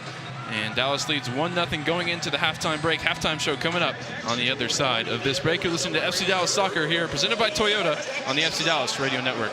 So, what'd you do this weekend? Well, just took the Tacoma off-road, deep into the woods, got to this hidden campsite only it could reach. Nice. I hooked up the boat to the Tundra and hit up the lake. Towed it like a pro. Had the whole lake to ourselves. Hey, wait, did I mention I went rock climbing too? Uh-huh, yeah, thanks to the Tacoma's crawl control. Well, sounds like we both had fun weekends. Mine was better.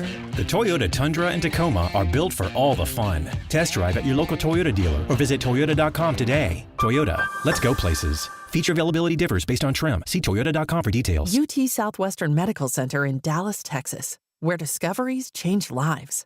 The spark of collaboration that fuels bold thinking in our labs. The spark of inspiration that motivates greatness in the next generation. And the spark of innovation that pushes the boundaries of today's care. At UT Southwestern, teamwork and talent combine to fuel discovery, education, and healing. UT Southwestern. The future of medicine sparks here. In sports, if you think joy only happens after you win, think again. Look at the world's most successful athletes like Serena Williams, Brooks Koepka, and Alex Morgan. They don't spend all their days grinding away. They take time to enjoy themselves, like getting together with friends over a Michelob Ultra, because they know that happiness is the key to winning, and that joy is the whole game, not just the end game. Michelob Ultra. 95 calories, 2.6 grams of carbs. It's only worth it if you enjoy it. Enjoy responsibly. AB Michelob Ultra Light Beer, St. Louis, Missouri. Hi everyone, it's Petar Musa and you are listening to FC Dallas Soccer on the FC Dallas app. After 45 plus at Toyota Stadium, it's FC Dallas 1, Portland Timbers 0. As a largely quiet offensive game, save for one big mistake we'll talk about in just a moment, has led to FC Dallas getting the lead at the half. Hello, everybody. It is the FC Dallas Halftime Show, brought to you by your local Toyota dealer, Toyota. Let's go places. Also brought to you by Advocare, building champions together. I'm your host, Sam Hale. I'll be joined in just a moment by our halftime crew, Garrett Meltzer and Steve Davis. But let's start first with our halftime highlights. There is but one, and it came in the 8th minute. It was a highlight for Petar Musa, but a low light for Maxime Crépeau. Dallas will build up here with the center backs right along the halfway line. Abubakar lifts it over the top, looking for the run of Musa. Too much air underneath it there from Lawless, and it's spilled by Crépeau, and Musa, opportunistic, grabs the opening goal. A nightmare there for the Canadian goalkeeper, and Petar Musa pounces once again. Musa's 13th goal of the season. Let's call it a baby shower gift from Maxime Crépeau to Petar Musa. That made it 1-0 Dallas in the 8th minute, and that is where the score sits here at halftime. Let's bring you our halftime stats that are brought to you this evening by UMB Bank. The visitors had the possession battle 58-42. Each team has 4 shots, but Portland has 2 of those on target. Dallas just has 1. 3 corners for the Timbers, none for FCD. The Toros have been offside twice. 2 saves for Michael Collodi. No saves so far for Maxime Crépeau. 7 fouls for Portland, 1 yellow card. 4 fouls for FCD, and 1 yellow card for them. Let's bring in our halftime crew for the evening. It's Steve Davis and Garrett Meltzer. And Steve, we'll go with Garrett first. We're doing it on the fly here. I want to talk specifically about Musa's goal to get started there, because it kind of came out of nowhere. It looked like Crépeau had a good handle on it, and then he just didn't. And Petar Musa, credit to him, pressing Crépeau, was able to pick up number 13 on the year. Yeah, super curious there. You wonder, was there any random wind in the stadium, or the lights got in his eyes? It's very confusing one, and definitely one that Maxime Crépeau won't want to watch back. Typically, he's a really good goalkeeper in this league and has been for a number of years now, with LAFC and Vancouver prior to Portland, and it's just a real low light for the goalkeeper. But credit to Petar Musa for being there, just kind of waiting. Maybe a mistake happens, maybe it doesn't. 99 times out of 100, it doesn't happen. That was the one time it did, and when things are going your way, they're going your way, because that was Musa's 6th goal in his last 4 games, and it's opportunism like that gets him those goals. Man, the dude is just, taking his vitamins and saying his prayers, as a guy once said, because he is just living right now, Steve. I wondered if Maxime Crépeau, because he is so good, one of Canada's top choice goalkeepers, did he take a little peek and wonder if he was about to get, as Ryan said during the broadcast, antlers in the chest, and you were generous to say that he was being pressed or whatever you said by Peter Musa. To be nice. Because Musa didn't. He understood. The keeper's going to have this ball. I'm either going to foul him or I'm just going to let him have it. He just let him have it. He just put a little token pressure maybe. He's just there. But you wondered, did Crépeau, knowing Peter Musa was lurking, nobody wants to get run into by that big dog. No. And you just wondered, did he take a little peek? Because it was a very simple lofted ball from Abubakar. Meanwhile, on the other side of the pitch, Steve, Michael Collodi in for Martin Paz, who looks like he's going to be absent for at least a decent while. He's had a 2 saves tonight, and he hasn't been asked to do much with only 4 total shots from Portland. But we've seen, A, when called upon, he's been good, and B, we've seen that extra dimension that Eric Quill told us about yesterday, where he's able to step up into that defensive line, provide some passing, and kind of almost as a fourth center back. I would also say that he's been really aggressive in his positioning. He's playing up high, so he's able to come out and gobble up a lot of balls. And sometimes when you play 3 in the back, goalkeepers have to be a little bit more aggressive that way and come out a little bit more. You can't just stay on the line and be a shot stopper like you can a little bit more when there's 4 in the back. I thought, his best moments were the save as Dallas got stretched all out of shape on, about 10 minutes to go before the break. Yeah, 36 minutes. Yeah, Acosta ended up with a shot at the far post, and Collodi was able to slide over there quickly and get a foot save on that one. Then the other good moment I thought was cross that came in from the right side from, I believe it was Mosquera, that in traffic, Collodi was able to get out and get a big punch on it. So he's answered the test so far for sure. It's a big credit to Collodi for commanding his area like that. That punch was a great moment. And remember, he's a 5'11" goalkeeper, definitely on the smaller side for shot stoppers. But he does a great job of commanding that 6-yard box and being proactive when defending crosses, and also getting off his line really quick. Right at the end of the half, there he gets to the long ball over the top and got an Osaze Urugide in the chest as well, just for his effort there. But luckily, no harm done for either of the players. Boy, talk about someone you don't want to run into. Both Peter Musa and Osaze Urugide. I will pass on all of that. As we kind of look at what the first half, it was a largely unproductive half on offense for both teams. But focusing on Dallas, Garrett, I felt like it wasn't that they lacked for good ideas, but it did feel like at times, even though they had the right ideas, they did not really have the execution to pull the ideas off. Does that seem fair to you? Yeah, that's absolutely true. And I think sometimes we kind of have a lack of numbers up there. It seems like oftentimes Logan Farrington and Peter Musa kind of on an island a little bit. They work together very, very well, playing 1-2s off each other. But maybe Dallas needs to get those wing backs a little further forward. Bernard Kamungo, he had moments getting up down the left, but we didn't see that much from Shaq Moore down the right as much. Maybe get those wing backs push a little bit higher and just add that extra dimension in attack. I will say for the second, maybe half of the first half, it became a very transitional game. And while maybe at home you don't necessarily want that, I think in this game, knowing that Portland's played 3 games in the last 10 days, I think you're okay with transitional, because I don't think in 90 minutes and 95 degrees, I don't think they can hang with Dallas for that long. No, I think you're exactly right about that, but I'm going to put this caveat on it. Transition has to be better, because it hasn't been good so far. I think you're absolutely right. That's the exact same point I made. This team has played a lot of games, talking about Portland. They've been away from home for a little while. They played that game the other day down in Austin in the heat. They come back up here. To their credit, they've done a really good job, I thought, of rotating the team throughout the Leagues Cup tournament. But they have played a lot lately, so now you can get them like that. But right now, the transition game isn't well coordinated. There's too many times when there's literally a line of 4 players moving away from the ball. I feel like they just haven't really nailed how they want to play this 3-4-3 with the ball, because I see Delgado out wide, but Shaq Moore is out there too, and somebody's going to have to drop in. Somebody's got to drop in. Somebody's got to stretch the line, and it just doesn't seem to be well coordinated. When they have gone direct, they're not winning a lot of first balls. When they do, they haven't won a lot of second balls. They just won one a few minutes ago, right before the half. It was how it should work. Musa lays the ball down, and Farrington gets on it, and they get a cross out of it. So that one worked, but that was just one in a row. So they've got to coordinate a little better, because right now, 4 shots at home, 1 shot on target. Not good enough. So I love when you lead me where I want to go, because let's talk second half adjustments. And to that end, there's 2 players on the FC Dallas bench that I think can provide some of the answers Dallas has. That's Dietzen, the new signee, and the returning Anderson Julio. The question becomes, Steve, and I'll throw this to you. Do you maintain the same 3-4-3, or do you try to go a little bit simpler and say, hey, instead of this formation, we're going to go to 4 at the back, as Portland has given us problems, specifically with Anthony at the edges, and just go, hey, we're going to go a simple 4-4-2 with 2 forwards, and we're going to try to use Dietzen and Julio to stretch out the Portland defense? Yeah, it's a good question, but the problem with that, Sam, is that right now, Portland in the first 15 minutes, they found some angles. They found that a little bit of space between the 3 center backs. Since then, they haven't really done much, so...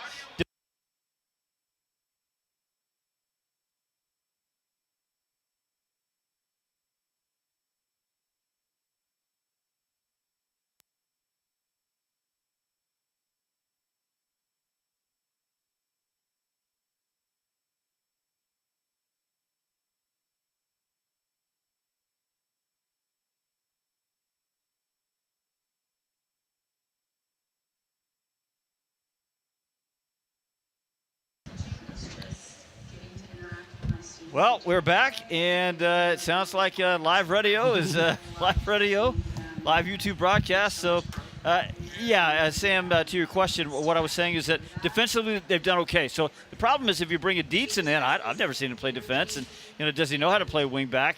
It's not really Anderson Julio's best spot. So who knows? They might have a tactical change in addition to a personnel change if they decide to make a change. Garrett, as we look at the second half here, Dallas has a goal lead to protect. It's not something they've had happen so often here at Toyota Stadium. Are you in the camp of, hey, let's try to go get that second one, or are you saying, hey, let's maybe play a little bit more safe and try to protect a 1-goal lead? I think you have to keep attacking. Unfortunately, we've seen that this team has given up a few leads here at home this season. I don't think you want to sit back and rest on your laurels for 45 minutes against a Portland team that this season has been very good at taking their chances. They don't create a lot, but it seems like when they do, they put the ball in the back of the net. I don't think you want to leave that up to chance. I think you have to keep looking for a second goal, and with guys like Dietzen and Anderson Julio on the bench, Sam Sarver as well. I mean, you got the firepower. I think you keep playing like you do, and then get some fresh legs in, because I don't think Portland does have the fresh legs to handle that. Well, it's a nice problem to have for Eric Quill and company as they lead 1-0 here at halftime over the Portland Timbers at Toyota Stadium as they look to finish out the final 10 games of the MLS campaign strong. But that's going to do it for the FC Dallas halftime show. When we return, Ryan and Steve will get you ready for the second half of action here. It's FC Dallas 1, Portland Timbers 0. This is FC Dallas Soccer presented by Toyota on the FC Dallas Radio Network. UT Southwestern Medical Center in Dallas, Texas, where discoveries change lives. The spark of collaboration that fuels bold thinking in our labs. The spark of inspiration that motivates greatness in the next generation. And the spark of innovation that pushes the boundaries of today's care. At UT Southwestern, teamwork and talent combine to fuel discovery, education, and healing. UT Southwestern, the future of medicine sparks here. Welcome to the world of WinStar, the casino of FC Dallas, where 10,000 electronic games plus roulette, craps, and blackjack is just the beginning. Get lost in our 2-story luxury spa. Enjoy 36 holes of championship golf and catch the biggest names in music and comedy at the spectacular Lucas Oil Live, all just 1 hour north of DFW. So come live in the wow at the world of WinStar. Want to hear something incredible? That's Eleanor. Just 10 hours after being born, Eleanor was airlifted to Children's Health and met by our expert team trained in cardiac and critical care. At 4 days old, she received a stent to help her heart pump blood to the rest of her body. And today, she's a happy, healthy 1-year-old. That's incredible. That's Children's Health. Incredible together. So, what'd you do this weekend? Well, just took the Tacoma off-road, deep into the woods, got to this hidden campsite only it could reach. Nice. I hooked up the boat to the Tundra and hit up the lake. Towed it like a pro. Had the whole lake to ourselves. Hey, wait, did I mention I went rock climbing too? Uh-huh, yeah, thanks to the Tacoma's crawl control. Well, sounds like we both had fun weekends. Mine was better.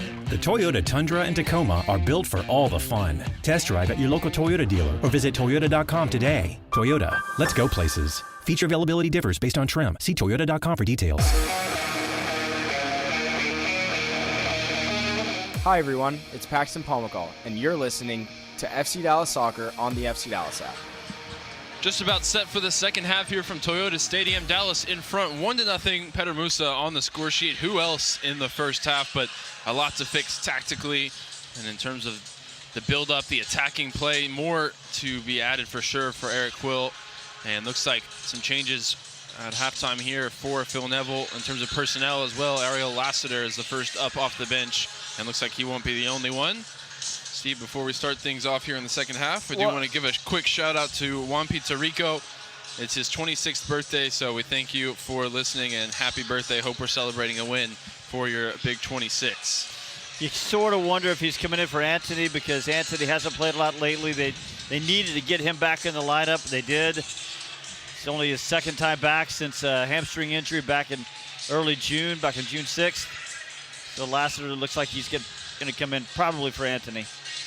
Lassiter grabbed a goal against Club America. He also went off with what looked like a muscle injury and was doubtful for this game, but fit and looks like able to play at least a half here. I just found out that young Lassiter played with young Garrett Meltzer back in Austin growing up. Well, how about that? Jimmer Forey also entering here for Finn Sermon. So 2 changes for Phil Neville.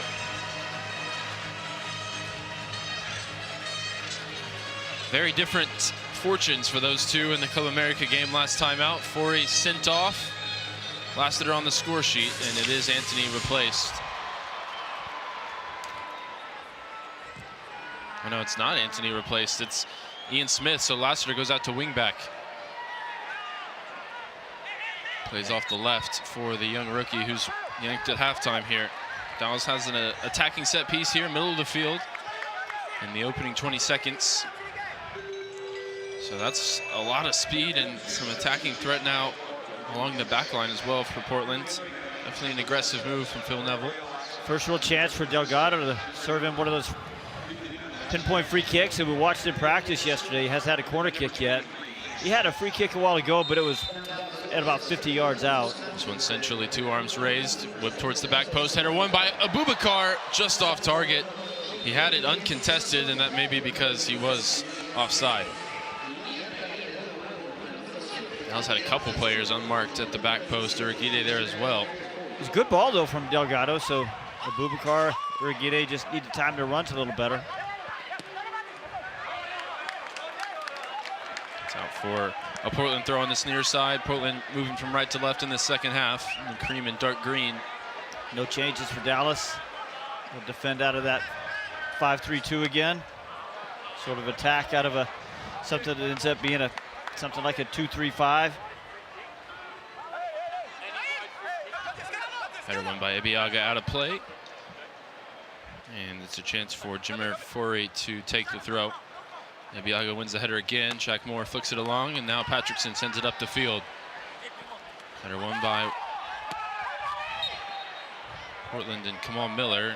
Appeals for a handball, and it's given against Petar Musa.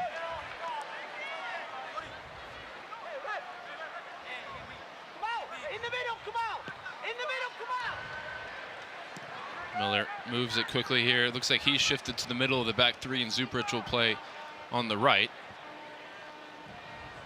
There's one lifted over the top. Uriguide wins the header as he's clattered into by Mora. Portland with 2 left-footers in their back 3. Dallas with a set of 3 right-footers.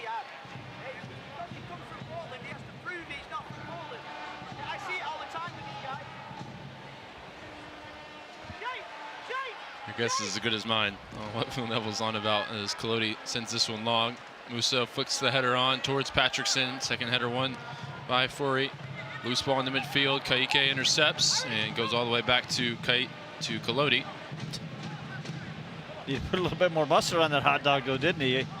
Hey, Collodi worried there for a second. Didn't hit the ball with enough force back to him. Uriguide just easily steps in front of Mora, who wants a really soft foul, nothing given, and now Patrickson gets turned. Yeah, it was just a pretty simple swim move there. Uriguide executed it really well. Now Lassiter, first chance to drive up this near side. Left-footed ball whipped towards the near post. Easy for Collodi. And we know Quill doesn't like to make the changes at halftime very often. For me, Patrickson just really wasteful so far. You can come out in the second half, nothing's really changed. There's a header affected by Farrington. It breaks for Musa. Ramiro back to Abubakar. Abubakar with Anthony on his case, now on his back. Finds Kaike in the midfield. Ramiro into the feet of Musa. Ramiro out to, sorry, Musa out to Shaq Moore.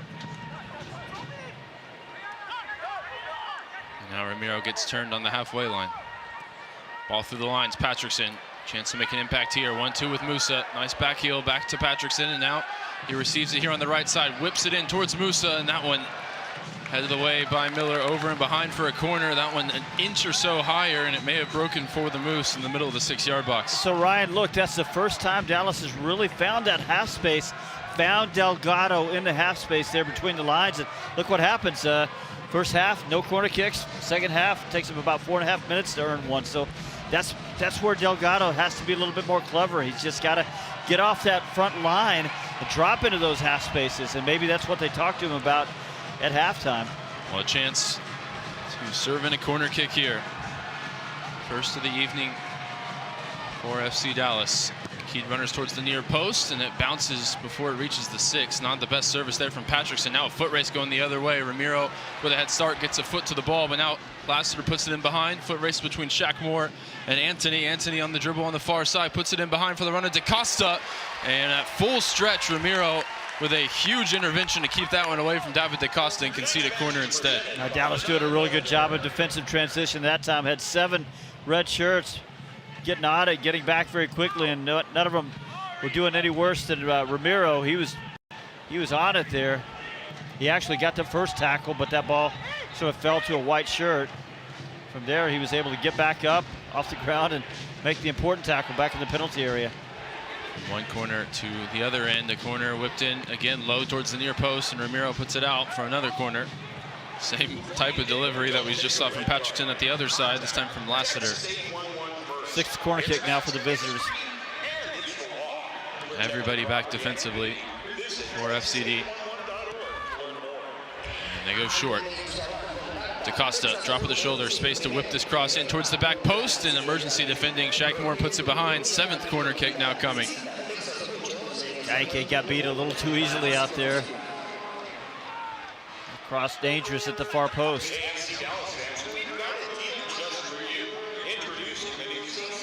Now looks like it'll be DaCosta to come across and take. Peter Moose at the back post doing the defensive work there. Malik Badawi, referee tonight, wants a word amongst the scramble in the middle of the 18.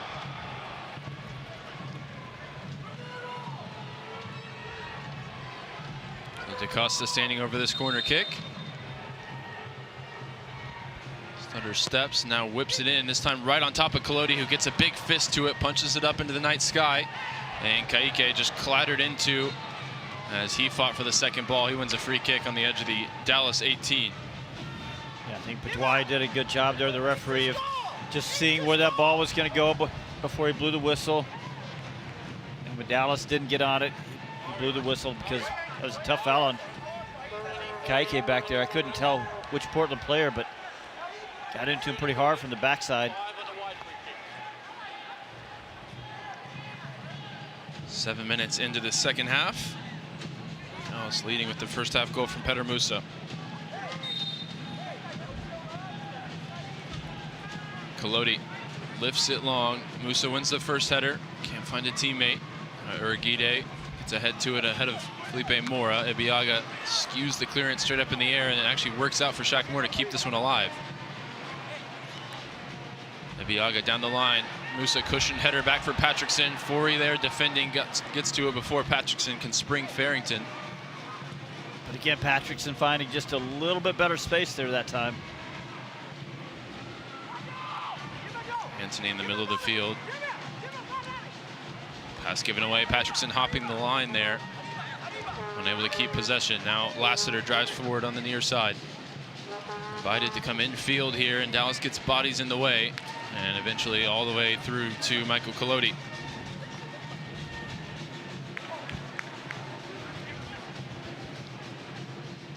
Colodi's last action was 84 days ago for FC Dallas. That was May 17th at home against Houston. But he did play with North Texas SC against Tapatio just a couple of weeks ago in that MLS Next Pro Invitational, getting reps here at Toyota Stadium. Well timed, as he's now been called into action with the injury to Martin Paz. Paz got most of the starts this year, of course, but Colodi actually got the first clean sheet this year. That match back in March against RSL. There's an early ball whipped in towards Felipe Mora, who made the run, and Colodi comes out to claim. So again, good starting position there, good aggressive action from Colodi. Came and claimed that one in front of Mora at about 8 yards. And he gets the ball rolling. There's space in the midfield for Kaique. Now a ball into the feet of Farrington. All kinds of space for him in the middle. Springs Kaique along the right side. Good first touch. Takes him away from Miller. Slip ball in behind for the run of Petter Musa, trying to keep this attack alive. Back to Logan Farrington. Inside the 18. Farrington from a tough angle, trying to beat his man there. And Forey able to knock that one off with the big dog in behind for a goal kick. A much better transition there from FC Dallas. And ends with Musa laying the ball off for Farrington, and just one little cutback too many. Yeah, I don't think Forey really made it an intelligent attempt at a tackle there, but he got a piece of the ball enough to force it off of Farrington and behind. Dallas worked with the ball in the attacking half quite a bit better so far. Haven't turned it into anything except that one corner kick, but it just looks a little better coordinated now. Forey, slide tackled off him by Patrickson and out for a throw. Patrickson put his hand up there and almost blocked that throw in, and he's got a yellow card. He has to be more, he's got to be smarter about that. Ayala, it's the switching ball, skewed off his left foot for Kamungo. Kamungo trying to juggle it past his man, and it's Mosquera who comes away with it. But good help from Ramiro, and he and Bernie come away with the ball. Patrickson receives it under pressure, unable to keep it. Now out with Lassiter. Back to DaCosta. Yet to have his signature moment tonight, the designated player. Lassiter in field once again for Ayala, moving it here through Kamal Miller. Paredes inside on the right, whips it in. Ebiaga wins the header. Now Farrington on the dribble, bringing it clear. Holds off his man, and referee waves him up as he went to win the free kick against Zuparic. And Dallas able to get bodies in the way and win possession back for Kaique. Patrickson, 4 players around him, has to be careful there. Eventually Dallas work it back to Colodi, who will send it ahead off the left foot. Ramiro wins a header in midfield, sets it down for Patrickson. Patrickson off the left foot, tries to put it in behind for Farrington. Header won by Miller. Musa challenging for the second ball. Mosquera gets his body in the way. Ayala looking to go early out to Anthony. Bending ball. Abubakar caught under it a little bit. Still gets positioning. And gets it back to Colodi. Colodi can only send it out for what looks like it'll be a throw. No, it'll stay in play somehow. It was awkward from Abubakar, but he got the job done there. Awkward from Colodi, but it worked out as Kamungo came away with it. Musa trying to hit the switching ball over the head of Shaq Moore, out for a Portland throw. Real sure that's where you want to hit that big switching ball, sort of back towards your own goal. Ayala to Paredes. Paredes out to Mosquera. Kamungo to defend. Now sitting in here, attacking the Hall of Fame end in the second half.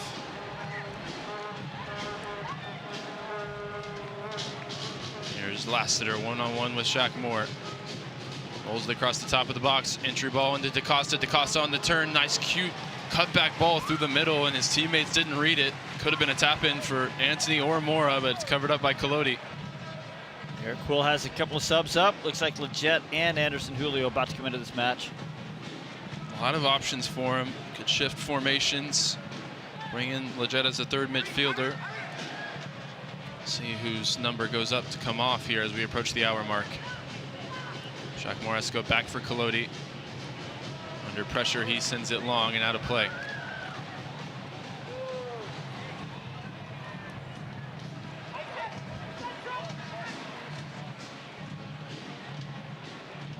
Lassiter, a real handful since coming on in the second half. Puts it down the line for DaCosta. DaCosta with space on the touchline, whips it in, headed away at the near post by Ibiaga. Ayala trying to keep it alive. Kamungo makes the interception, lifts it long towards Musa. One-on-one with Kamal Miller. He wins the header. And now Jimmer Forey providing support, and Eric Quill waving the team up. Crepeau out to Zuperich. Paredes down the line now for Mosquera. Kamungo trying to get back in position defensively. Mosquera with some space, picks his head up, finds Paredes in field. Now DaCosta. DaCosta lines up the shot from distance, and Collodi palms it over the bar. That's a space that DaCosta really likes to find, and he's gotten a couple of goals there recently. That time he made Michael Collodi work. Yeah, Portland with 4 goals from outside the box in MLS this season, 3 of them from David DaCosta. He actually likes to pick up a little spot, a little bit left of there. That time he was dead center. He got a lot of sting on that shot at about 30 yards. Corner taken short. Lassiter allowed to whip this one in on the left foot. Farrington wins the header, top of the box. Volley from Mosquera, flicked at the near post, and off target by Zuperich. Dallas will now make their changes. I think timely changes too, because Dallas has been a little better in the transition game in the second half, but last 5, 6, 7 minutes they've sort of lost control. So interesting one here. Petter Musa coming off, as well as Patrickson. So Julio will go into the front line, Leggett into midfield. Musa did miss quite a bit of training this week. I don't think that was really reported anywhere, but he was sick this week. And maybe not quite ready for 90 minutes this evening. So it'll be Farrington leading the line now with Julio.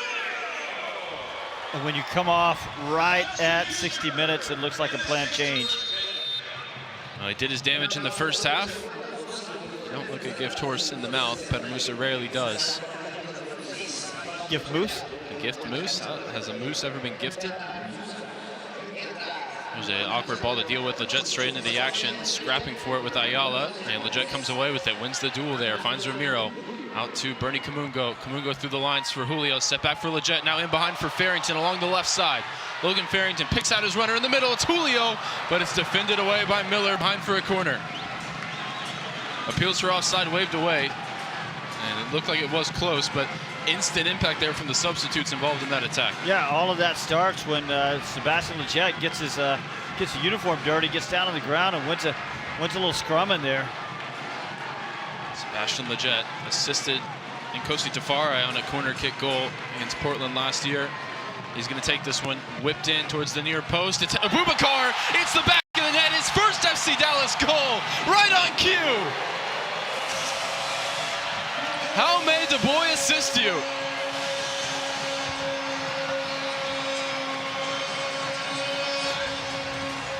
Well, we talked about how Dallas needed to win the set-piece battle.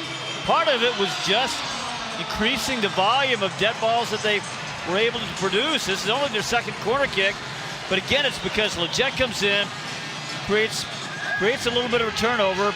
Dallas gets going forward, good combination work, ends in Farrington breaking through on the left side. They don't get anything out of it, but they do get the corner kick. From there, Sebastian Leggett, good delivery at the near post. Abubakar, good run. Finds just a little crease. Nice header into the back post. Well, right on cue, we mentioned Leggett setting up Nkosi Tafari last year against Portland, and Lalas Abubakar, in many ways, the replacement for Tafari on the roster, replicated the feat here. Dallas's first goal from a corner kick all season. What a time for it. Look at, and I'm not trying to kick dirt on anybody's grave here, but you know, Lucho Acosta was taking those corner kicks and a lot of the dead balls, and the deliveries just weren't that great. And we thought Patrickson Delgado might have the delivery that gave Dallas a set-piece goal, but it's Sebastian Leggett. KK trying to spring Leggett in along the right side, overhit the pass. It's out for a Portland throw, now reeling down 2 goals.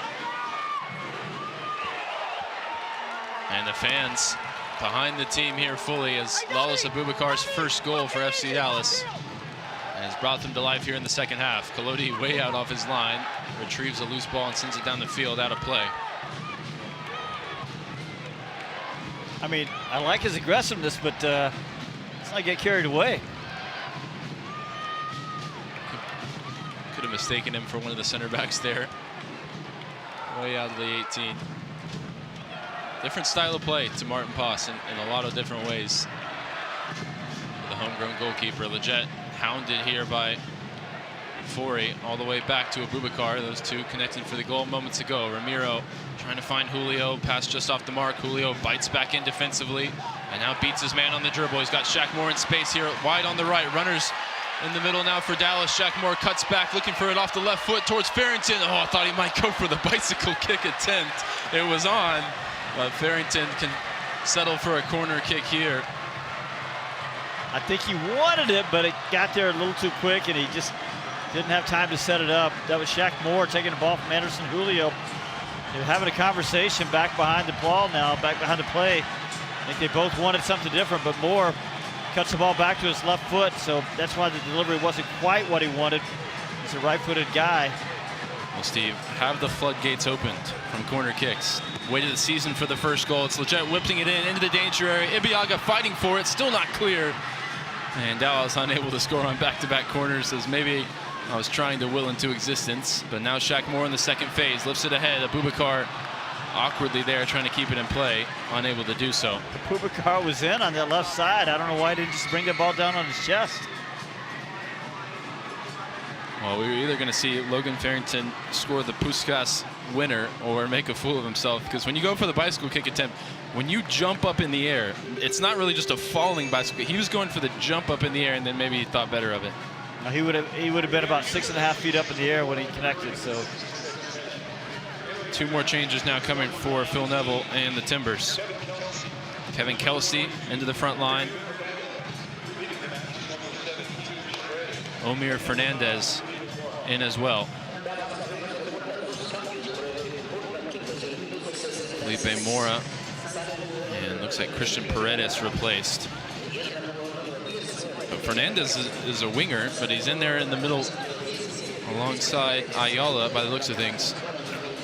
I mean, they've had so many games lately. They've had to do a lot of mixing and matching. I think they used 22 or 23 players during the Leagues Cup,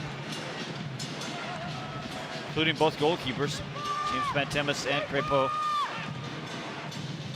Anthony now approaching 70 minutes played, maybe more than we thought he had in the tank. Phil Neville, guess he's doing the old school thing, force fitness. Ymir Forey on the ball, goes back to Jamal Miller. They move it across the back line as Christian Kappas is called over to the Dallas bench. Kamungo, front-footed, steps into the passing lane, finds Anderson Julio. Needed to go forward with it, instead went back into the pressure. Julio will cover for Kamungo momentarily at left wing back, as it's here on the opposite side with Lassiter. Deflected cross, and Collodi able to catch it with no problem, no pressure on him. We got to think Kappas coming into the match is just to add a little bit of defensive solidity in the middle of the field, I think. He did play wing back last time, but that's not his natural position, and he didn't really look comfortable. Collodi, booming punt down the field. Farrington being wrestled for his jersey there with Jimmer Forey. Nothing called. And you hear Eric Quill will take the foul. And his possession's turned over. Leggett hops the passing lane, intercepts from Lassiter. Now Farrington in along the right side. Julio waits in the middle. Farrington trying to free himself up. And he wins a foul there. Easy meet for Logan Farrington as Forey threw a shove in the back. I think that's 5 or 6 fouls drawn in the game by Dallas's second-year striker. It's one of his specialties, as we know. Well, his fouls won to waved up ratio is pretty good tonight. Once waved up, 5 times, getting the whistle from the referee. Kappa's not going to enter just yet. He's got the jersey on, but he's got the penny on top. Although when you have the purple penny on top of the red to blue gradient jersey, I'm not sure the penny does much for you.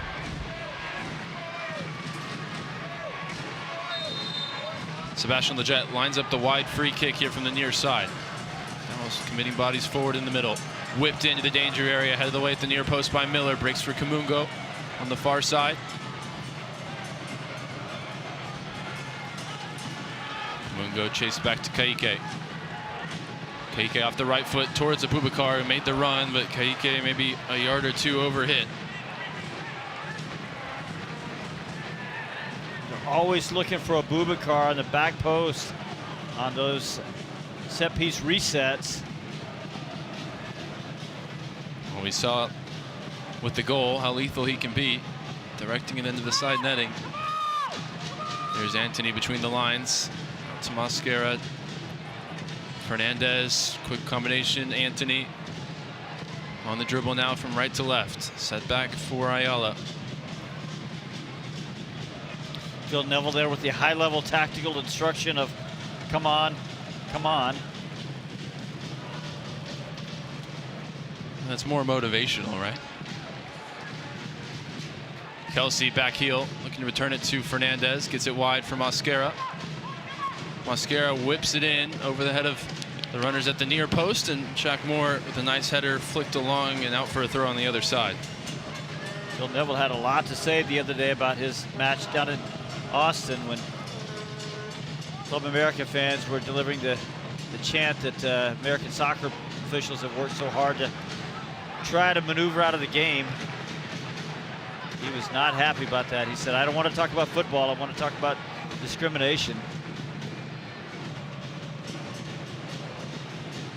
Time and space in the middle of the field for Ayala. Cap is still warming up for Dallas, yet to enter the game. It's Forey bringing it forward up the left side. Whipped ball in across the top of the box. Abubakar gets a touch, puts it out for a throw on the other side. So as Leget's come in, Dallas hasn't changed its shape.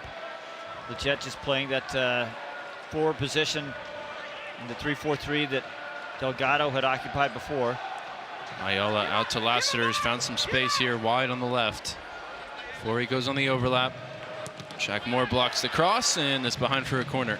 But he's playing it a little bit more defensively than what Delgado was playing. And now it looks like Eric Quill is satisfied with the group out there for the moment. Cap is sent back to warm up.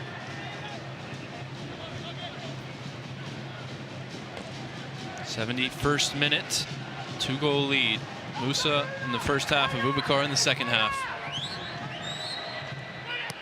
Acosta takes the corner short to Lassiter. Across to the top of the box for Anthony. Lifted in towards DaCosta, and Dallas will shield this one in behind for a goal kick. And you saw the idea from Portland, but Dallas easily sniffing it out.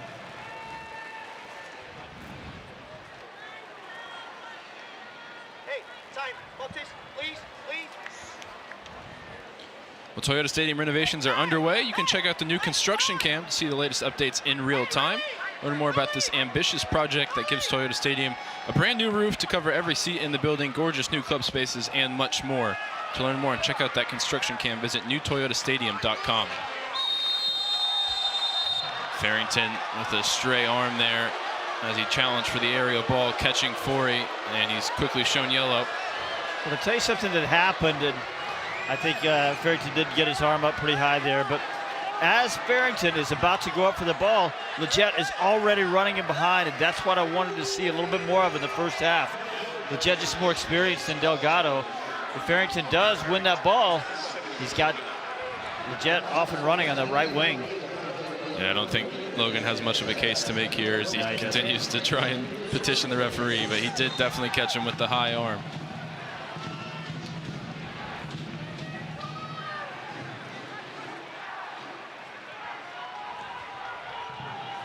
But that coordinated run, that coordination of first and seconds, first ball, second ball, that's what they're missing in the first half. Crepeau, loose touch. Nobody anywhere near him to take advantage, but signs of that shaky confidence maybe from the first half mistake. Forey receives it here on the near side, closed down by Leget. Ayala, really the only natural central midfielder out there right now for Portland. He's got the lay of the land in midfield. Sprays it out to DaCosta off the left wing. DaCosta absorbs contact there from Shaq Moore, still moving from outside to in, now switching out to Mosquera, corner of the 18 on the far side. now Ayala, shot from distance, hit and hopelessly over the bar. I think if I were Eric Quill, I might want to change out Bernie Kamungo. It's a hot night. He's playing wing back. That's where you're going to have a lot of running. He's not the best defender over there. You wonder if there's somebody else that can add just a little bit of defensive stability on that side as DaCosta lines up some crosses from that side. Collodi will launch the goal kick long. And got that one wrong, up into the wind, blowing it out of play.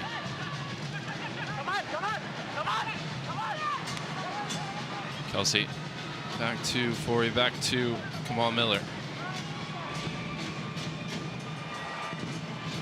All-star a couple seasons ago with Montreal. He's bounced around through Miami and now Portland.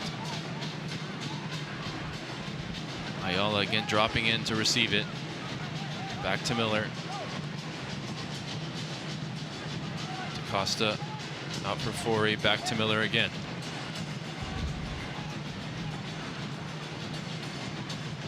Ayala to Omir Fernandez, the recent substitute. DaCosta receives it on the far side, now finds Ayala, hits the switching ball. Lassiter able to keep it in play. First touch off the thigh, brings it down. And moving in field. Stabbed ahead for DaCosta. Viaga out to close him down. Ayala sets it back for David DaCosta. Now Zuperich thinks about a shot from distance. Instead, thinks better of it.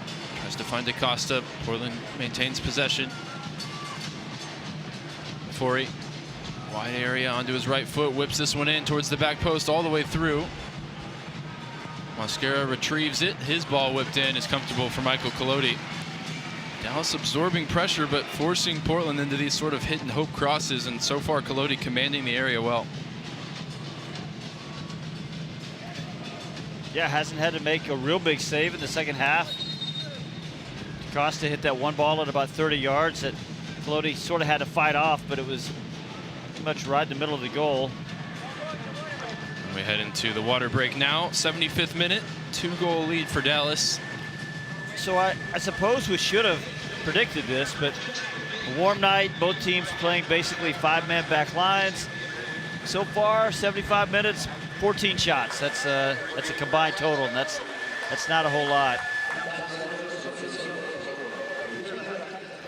Only 5 shots on target, 3 from Portland, 2 from FC Dallas, and those are the 2 that went in.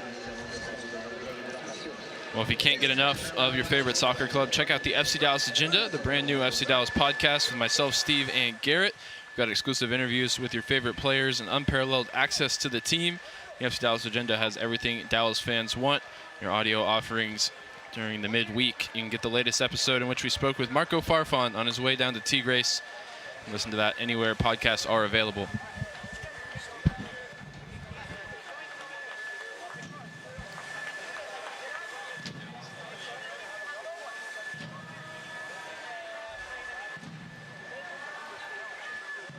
So at this hydration break, a game in which Dallas opportunistic in the first half with the Petter Musa goal, and then executing well the set piece in the second half to give themselves that breathing room. Steve, they haven't really played a great game tonight. I don't think Eric will be the first to admit that their attacking patterns, their ability to keep the ball hasn't really been there. And yet they're pretty comfortable in this exact game state. They haven't gotten to this game state very often this season, but absorbing pressure is kind of right where they want to be. And now with the 2-goal lead, they can feel that without the pressure of potentially conceding the result. Yeah, and I think the question is, who do you want out there to absorb that pressure? You know, you do have Nolan North sitting over there. Wouldn't mind seeing him come into the game. Looks like Kappas is going to come in here at some point. You know, and on the other side, it's going to be, you know, it just shows you how much a set-piece goal can give you. You know, let's face it, the other was just a gift, but they're sitting in a pretty good spot right now, not just hanging on, not just one kick of the game away from, you know, losing the win. They've got the 2-goal margin right now because they got a really nice set-piece goal. Restart now in the 78th minute. Collodi launching it long with the punt. Farrington shoved down by Jimmer Forey, and he's won a free kick, and this is in a promising position. And Farrington's starting to say, hey, this is piling up now at this point. But concern for Dallas is that Shaq Moore, who went down before the water break, has gone down again. I guess we're going to see Kappas maybe as wingback again. He comes in for Shaq Moore. Into midfield, go to 4 at the back. Dallas doesn't really have a backup behind Shaq Moore, naturally. They've played a Boubacar there this season. Ramiro's played there this season as well. He could be sliding over there with Kappas going into midfield. Kappas hoping for a first win in Dallas colors after he made his debut in that disappointing second half against New York City. Shaq Moore being helped off the field. You hope it's just a cramp with the conditions, but he's replaced by Kappas. And it looks like it will be Kappas straight into the action here. We'll see where he ends up playing, but he's going to be challenging for this set piece. Leggett and Michel in conversation about the delivery. Leggett already with an assist, his 3rd of the season. Earlier tonight. This one from the opposite side, whipped in towards the back post. It's Ibiaga, gets the header just off target. Great service from Sebastian Leggett once again. And one of the other Dallas center backs challenging for it. Looks like the flag was up. And a big opportunity there to grab a 3rd goal. And it is Ramiro down to right back, and Kappas in the midfield there with Kaique. Ball in behind. Bernie Kamungo's got the speed to get there first ahead of Fernandez. A nice back heel finds Kappas, who will find Sebastian Leggett in the middle of the field. Return to him. And Dallas start moving the ball across the center backs. Boubacar now back to Collodi. Ramiro releasing early. Collodi trying to find him. Ramiro just about able to keep it in play, and it was Phil Neville closest to challenging for the ball there with him. Eventually Ramiro commits a foul against Lassiter. So it's Ramiro now going to play as a right wing back, but it'll actually be, as you said, more of as a right back in a 5-man. Legett's playing that front line position real defensively, so he'll offer Ramiro a lot of help over there as Portland pushes those numbers forward, but it's still the same, essentially 5-2-3 defensive look. Jimmy Fori, first time ball received here out on the left side. Acosta trying to conduct for Portland. Receives it back on his favored right foot. Ayala back to Acosta. Diego Chara has entered this game at the water break. You know, I was going to say a while ago, I like Ayala's game, but they don't really have a high-level midfield coordinator in there when Chara isn't in there, and he is now. Nice work from Leggett to dispossess Fori, and now Anderson Julio on it along the right side. Finds Kappas, first time ball out to Leggett. Ramiro goes on the overlap. Numbers in the attack here for Dallas, looking to add a 3rd. Leggett takes the space to whip the cross in. Farrington at the back post, sliding shot is off target. Yesterday at training, as they in training with a finishing exercise, you know, I kept saying header. Where's the header? And at one point, Michel just yells at him. Michel to serve the ball. He yells header. And that time, Farrington at the back post. It should have been a header. Looking to add that icing on the cake in the 3rd goal and keep the scoring streak going for Logan Farrington. Petar Musa kept his streak going in the first half before exiting this game at the hour mark. What we think was a pre-planned substitution. Also important to note, Musa avoiding a yellow card, and so he'll be available for the match down in Austin against one of his favorite opponents. Last I checked, they were ahead of Houston 2-0 tonight. A Texas rivalry. 2-1 now, producer Sam Hale says. And we'll have Copa Tejas implications as Logan Farrington is fouled by Diego Chara.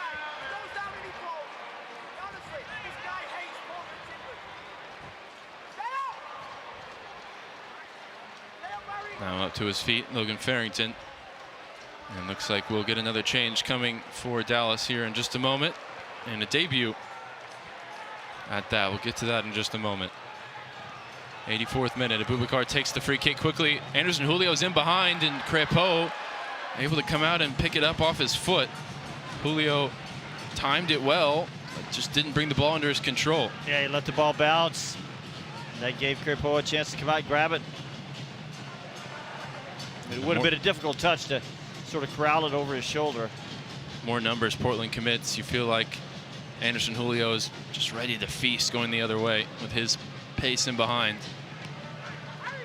Dietzen, another player with those similar qualities, might be able to bring some energy to this Dallas front line in the final minutes.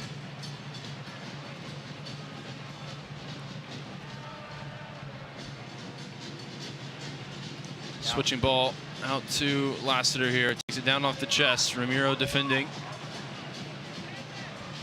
Lassiter throws a step over, and Ramiro blocks the cross behind for a corner. Ramiro's not a fast cat, but he manages to get the job done when he's played at right back, or in this case, right wing back.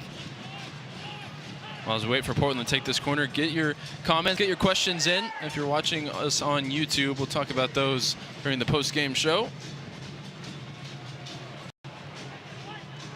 Stick with us for that after the final whistle goes. Here's Acosta's corner. Whipped in right top of the 6. Ibeagha wins the header out the other side of the 18. Retrieved by Fernandez. Mosquera steps past Kamungo, lifts it into the box. Uragide wins the header. Out to DaCosta.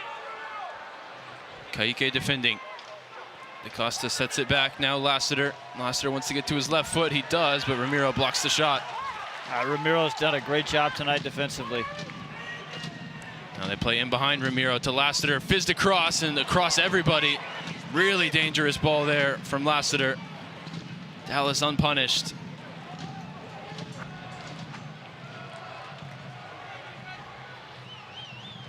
And it went without a touch, so it'll be a Dallas throw out the other end. Kappa's doing a great job there defending at the back post. Just getting good body position on Fernandez, recent lead of the match.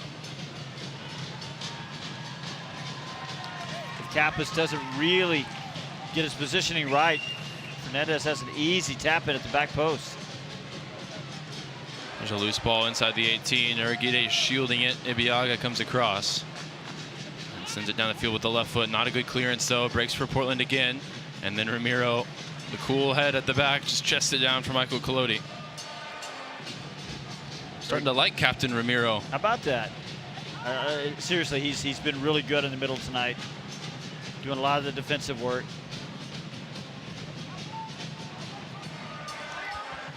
Collodi with the punt out to the left side. Farrington fighting for it. Zuperich wins the header. Farrington concedes the throw and looks like he'll be the one to be replaced as Lucius Don Dietzen. Welcome to FC Dallas, making his debut here tonight. The Haitian winger is on to replace Logan Farrington.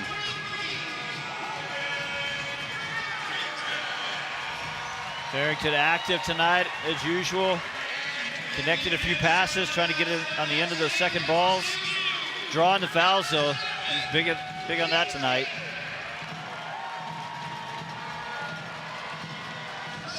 Dietzen looks like he's going to play off the right side. Julio's the striker. As Kamungo intercepts on the far side. Returned to him by Sebastian Lletget. Dietzen making the run at the back post, trying to dart in behind. How about that? Would have been something special. Trying to fight for it with his first touch. Nice little ball clipped in from Bernie Kamungo there. Crepeau able to come out and claim. 3 minutes plus stoppage time for Dallas to navigate and start this final stretch run of the season in the win column. Now what a big 3 points it would be. I mean, Dallas coming in at 12th place. Lassiter and Ramiro tangling on the corner of the 18. Ramiro wins the header, forces him wide.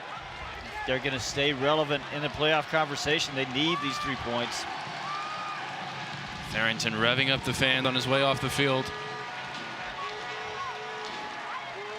Ayala spreads it out to Forey. Dietzen defending. Down the line for Lassiter, whipped in, and Collodi again able to make the claim. I'd also love to see Collodi get the clean sheet. It'd be a second clean sheet in 3 starts this year.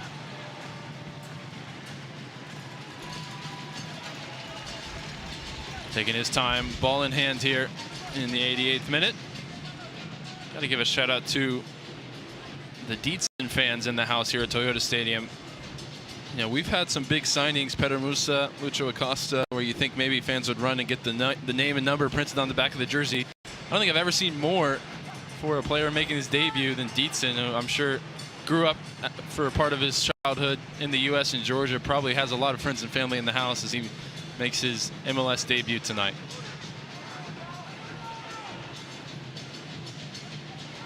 Sprinting to close down against Forey, and he commits the foul.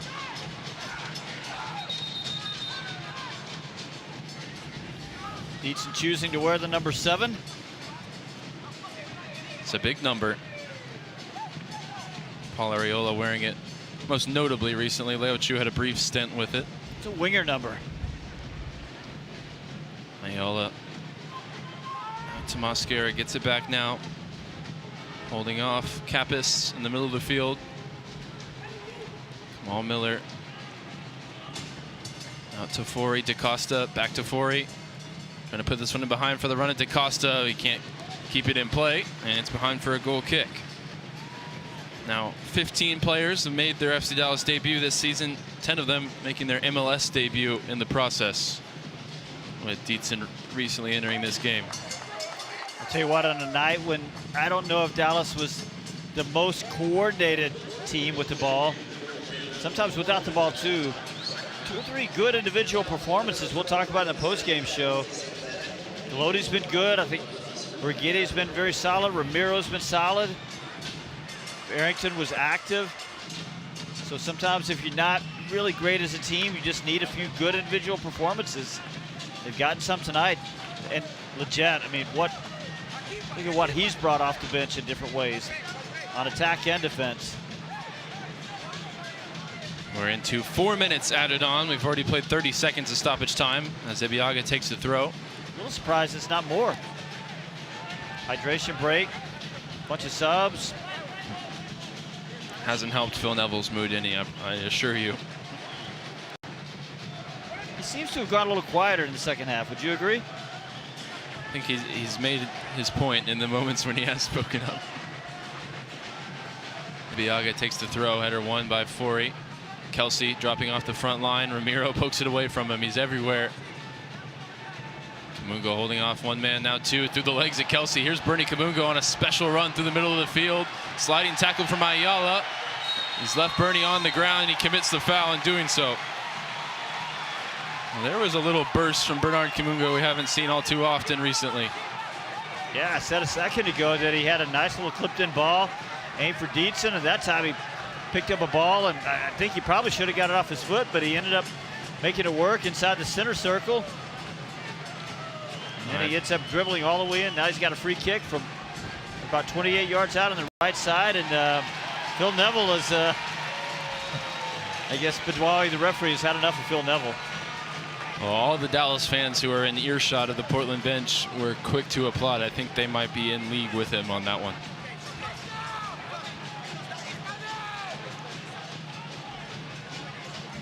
Having a prolonged conversation now, Phil Neville is with, that's Fotis Bizakos over there. He's the 4th official.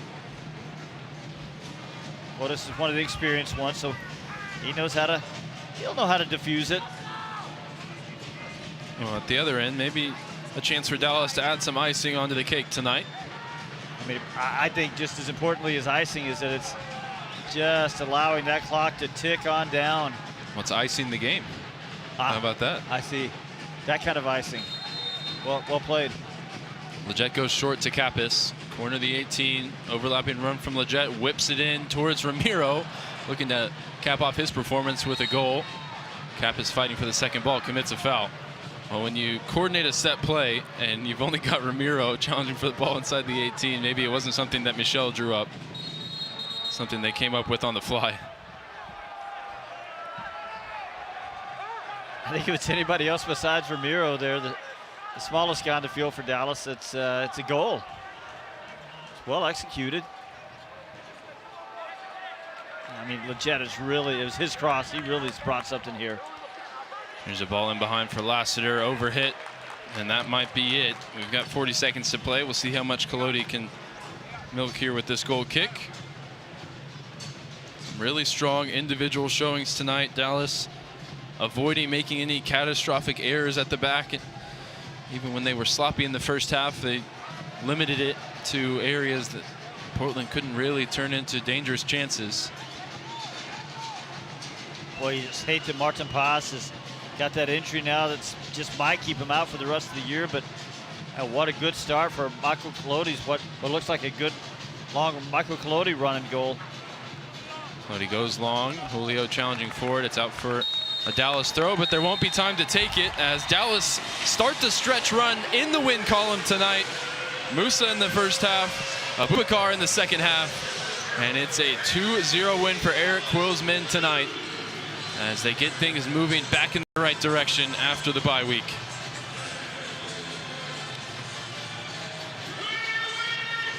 Handshakes, high fives between the two teams. Petar Musa with the game-winning goal on the night, and Steve, a night where Dallas just had to win. It maybe wasn't pretty, but it was effective. And for Portland, a really tough road trip to Texas, going out of the Leagues Cup and now back into MLS play with some bad momentum on their side. No, I tell you what, when it's middle of August and you're looking for your third home win of the year, it doesn't have to be pretty, Ryan Figert. It just has to be a W. They got it tonight. Well, wherever you listened or watched along with us tonight, we thank you for joining us as Dallas takes this one 2-0. You've been listening to FC Dallas Soccer here, presented by Toyota on the FC Dallas Radio Network. So, what'd you do this weekend? Well, just took the Tacoma off-road, deep into the woods, got to this hidden campsite only it could reach. Nice. I hooked up the boat to the Tundra and hit up the lake. Towed it like a pro. Had the whole lake to ourselves. Hey, wait, did I mention I went rock climbing too? Uh-huh, yeah, thanks to the Tacoma's crawl control. Well, sounds like we both had fun weekends. Mine was better. The Toyota Tundra and Tacoma are built for all the fun. Test drive at your local Toyota dealer or visit Toyota.com today. Toyota, let's go places. Feature availability differs based on trim. See Toyota.com for details. In sports, if you think joy only happens after you win, think again.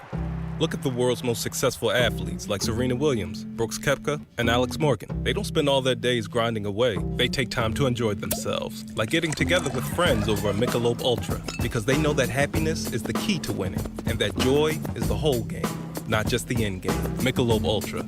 95 calories, 2.6 grams of carbs. It's only worth it if you enjoy it. Enjoy responsibly. AB Michelob Ultra Light Beer, St. Louis, Missouri. UT Southwestern Medical Center in Dallas, Texas, where discoveries change lives. The spark of collaboration that fuels bold thinking in our labs. The spark of inspiration that motivates greatness in the next generation. And the spark of innovation that pushes the boundaries of today's care. At UT Southwestern, teamwork and talent combine to fuel discovery, education, and healing. UT Southwestern, the future of medicine sparks here. Hi everyone, it's Marco Farfan, and you're listening to FC Dallas Soccer on the FC Dallas app. After 90-plus minutes at Toyota Stadium, it's a home win for FC Dallas as they beat Western Conference playoff team Portland 2-0 here in Frisco.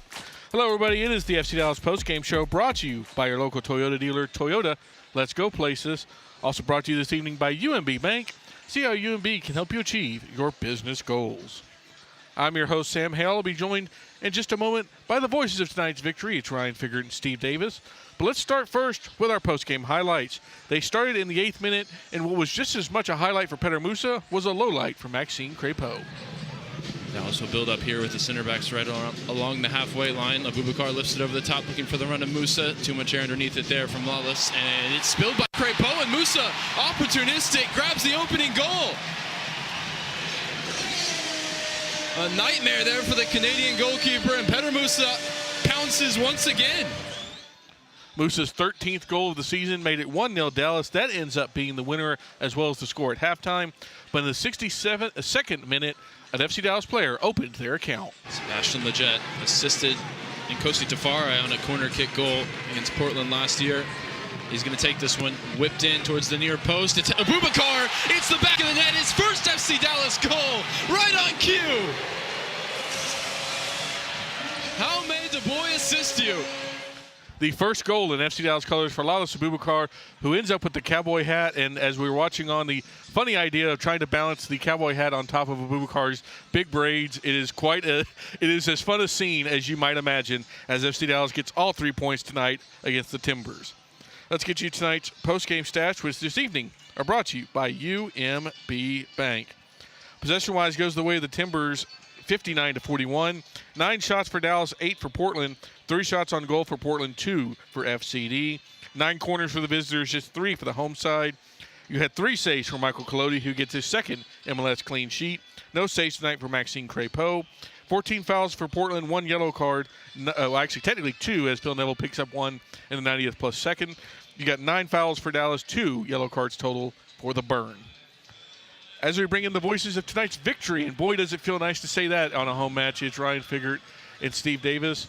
And Ryan, we have been talking kind of ever since the news about Lucho Acosta trade. How is the team going to look without him? And we've seen it a couple times this year. Well, stop me if I'm getting a little too ahead of myself. That looked like an Eric Quill team and an Eric Quill win out there tonight for FCD. Yeah, I think there's building blocks there. I think this was far from the quintessential performance of what they want to be. But when you have 11 guys bought in, able to defend, able to be solid and committed in their effort, and you're opportunistic, you get a gift in the first half, and you execute on a set piece in the second half. I mean, that's an avenue to wins most weeks. You don't have to always be special. You have to be solid, and you have to avoid making mistakes, which so often this season have cost Dallas, and these self-inflicted errors, they avoided making those tonight and just took advantage of the opportunities when they were there. Not the best attacking performance of the season by any means, but it was enough to see off Portland tonight. Yeah, I tell you what, I said in pregame that it felt like a restart, right? A season restart. And, there was a 2-week break. The 2 important players, important to the team, were moved on. Look, it is not ideal to be having a reset with 10 games left in the season, right? That's not ideal timing. But there were times tonight when it looked like a team that had a little bit of a reset because first half particularly, the timing of runs, positioning on attack and defense just didn't look ideal. But, as Ryan just said, you just get a couple of good performances. And if you're solid in the back, look, Dallas only had 9 shots tonight. That as a home total, it's not a season low, but as a home total, that's not very good. But, you score a couple of goals, solid at the back. And I thought Abubakar was solid. Abiaga was solid. Uriguide was particularly good. And in front of him, Ramiro was great. So in defending, Ramiro, by the way, game high 3 tackles. He's 28 of 35 on his passing, which is pretty good. He didn't have the ball a lot because Dallas didn't have the ball a lot. But 4 of 6 on his duels in the air and on the ground. 9 defensive actions overall, 3 recoveries. So it's just a good, solid night. And importantly, Ryan, he was also there at the right times. Right. I feel like more of his good work was in the second half when Dallas was absorbing pressure, but he was always popping up in the right spots. Yeah, absolutely. I think sometimes he's struggled, and even a couple times tonight where he goes in for the tackle and actually wins the tackle, but it doesn't quite break for him or for a teammate. And I think today he timed his tackles really well and was able to come away with the ball more often than not. And then the ability to shift to right back late in the game, obviously we hope Shaq Moore is going to be okay because that's not a position where Dallas has much depth. If it's going to be a long-term issue, maybe that's something they look to address while this transfer window is still open. But his ability to shift down there to right back when there was no one really, else that could do the job that's naturally played in that position before. And, he got isolated 1v1 with Acosta, with Lassiter. These are players with a lot of pace and ability to go 1v1, and he just used his craft, his knowledge, his experience in the game just to make sure it was always ushered wide and never really got beat, even in that awkward position out wide on the right. So for me, if it's not going to go to one of the goal scorers, I think Ramiro gets a real positive shout for me for man of the match. He probably would have gotten it from me, but I said during the broadcast that whenever he's moved to right back or tonight right wing back, even though he's not the fastest guy, and sometimes he's out there isolated against fast wingers, he always seems to get the job done, Sam. Yeah, his positioning really is just quite good. It reminds me in a similar way of what like Iata brought when he was in midfield, where was he the fastest player? No, even though he had great conditioning, but he always knew exactly where to be. And Ramiro kind of has a similar quality to that, where is he always the fastest? No, but is he always very much where he needs to be, and that helps compensate for that? Yes, as we're seeing, I believe, is this the Dietzen squad, which this is the Dietzen Friends and Family squad. They are rolling deep. A nice picture with everybody out on the field. Dietzen making his Dallas debut tonight. Not much to really affect the game, just give him some legs late in the game, but I'm sure he'll have more of a say as we go down the stretch of the season. But great for him to get that moment and to get it in a win. I feel like I felt bad for Christian Kappas last week, making a long-awaited FC Dallas debut in what was a really disappointing second half. So I'm glad he got his first win and Dietzen was able to make his debut in such a positive night for the club. Dietzen had a good outside-the-in run that I thought he got inside his defender, and Bernie Kamungo saw the run, picked him out, and it wasn't too far off from Dietzen and Kamungo combining for a goal there. A very late goal is what it would have been. Yeah, you saw kind of the spark of what Dallas wants from him, and I think we'll see more in the 9 games that remain. Before we move on to individuals here, there's something about this game that I found curious, and Steve, I want to see if you noticed it as well, and Ryan. You know, one of the things we've talked about a lot on these post-game shows when Dallas has either fallen late, lost late, is they've had those moments of mental switch off where it looks like almost the controller unplugs for a half second, but it's long enough for the opposing team to get either a set piece goal or just do something that disadvantages Dallas. Tonight, I didn't see Dallas make that mistake. I don't know exactly what to attribute it to, if there is anything, but at the very least, I loved seeing the team looked pretty locked in for 90-plus minutes. Yeah, what I would say about that, you're right. They didn't have the big mistake in the back. Now, I think Kayeke was really wobbly for about 15 minutes. He had several misplays of the ball that could have been costly. I think there were some other instances. Patrickson not checking his shoulder. The first half, they just looked discombobulated. They looked out of sync. But to your point, in the back, they played pretty conservative. Bernie Kamungo is an attacking player. He played left side of wing back. He had in the first half, he got forward a little bit, but he played pretty defensively. Shaq Moore on the right side as a wing back, he really never got forward in the first half, so he played pretty defensively. So, they've sort of set up to be conservative. Delgado was sort of shifting in as they defended out of that 5-2-3. Delgado would drop in and be the third midfielder, and then Sebastian Lletget, as he came in, he was even more defensive in that role. So, yeah, I don't think – I think there were actually some mental switch-offs, but to your point, they didn't happen in the critical areas. It didn't happen in the back, and that's where they happened against NYCFC, and that's why against NYCFC at home, they allowed 4 goals. Tonight, they get a clean sheet. Yeah, I want to give a shout-out to Bernard Kamungo because I think we've seen multiple coaches, multiple different seasons try him in this more defensive position of left wing back. And I think this was his best showing in that position that I've seen so far in his career here with FC Dallas. And I think coming into this game, I was very concerned about Anthony because I rate Anthony very highly in terms of his ability 1v1, his speed out in transition, his ability to split the back line with darting runs in behind. And we didn't see anything from Anthony tonight. I think that's credit to both Abubakar and Kamungo on that side. And, his numbers are good as well. 21 out of 23 passing. He kept the ball, only dispossessed a couple of times. Completed some dribbles, 3 out of 4 with long balls, 1 a tackle, 4 out of 7 ground duels as well. That's up against a really high-quality winger for me and Anthony. So maybe Bernard Kamungo shows some signs that with Marco Farfan leaving, if Dallas stays in this shape, that he can have something to say as the left wing back in the formation. Well, it was also against Mosquera over there, who's a good experienced player and been a good player for Portland. So you're right. Good night from Bernie Kamungo. Yeah, and to follow up on that, I'm so glad you brought that up because I had those same numbers. On defense, he won his only tackle that he attempted. He had a clearance, an interception, 9 recoveries, and a dribble pass. And per Fatmop, he completed the most dribbles in tonight's match. Now, that number was 2, but still, somebody's got to have the most. And, yeah, I'm not sure it was the best showing we'll ever see from Bernard Kamungo, but, if you look down a little bit deeper, it's great to see him perform well. And another guy that performed well and honestly probably would have gotten my man of the match, I think Michael Collodi had himself another really good game. We've seen this kind of showing before. He's now got 2 MLS clean sheets. And, he wasn't asked to do a whole lot tonight, Steve, but when called upon, especially I think back to the 36th minute when he made that big save on David Acosta, that could have been the catastrophic moment for Dallas where they're up 1-0, but they get within that 10-minute window of halftime, and the goal goes in. But to his credit, he saves it, he keeps him off the board, and, he had himself, I think, a very solid night. Yeah, that was a moment when the Dallas defense, probably the moment when Dallas defense got the most loose, and Acosta ended up ends up with a really good look at the far post over there. Coming in on Colodi at about 10 or 12 yards from the left side. Colodi going down and getting a foot save on that one. Second half, the only time he was anything close to tested in terms of a shot was Acosta at about 30 yards, and it was a nicely hit ball, but it was right at Colodi. He just had to fight it off and sort of knock it over the bar. But I tell you what really was impressive was just his penalty area management, his aggressiveness in coming off the line. He wasn't satisfied just to be the young keeper who's just going to play conservative. It would have been easy for him tonight, even though he's had a couple of starts with the first team. It would have been easy for him to say, I'm just going to be a shot stopper. I think that's what a lot of young keepers would do. I'm not going to try to do too much. He was aggressive. It was positioning was up high. His positioning, his starting positions, that is.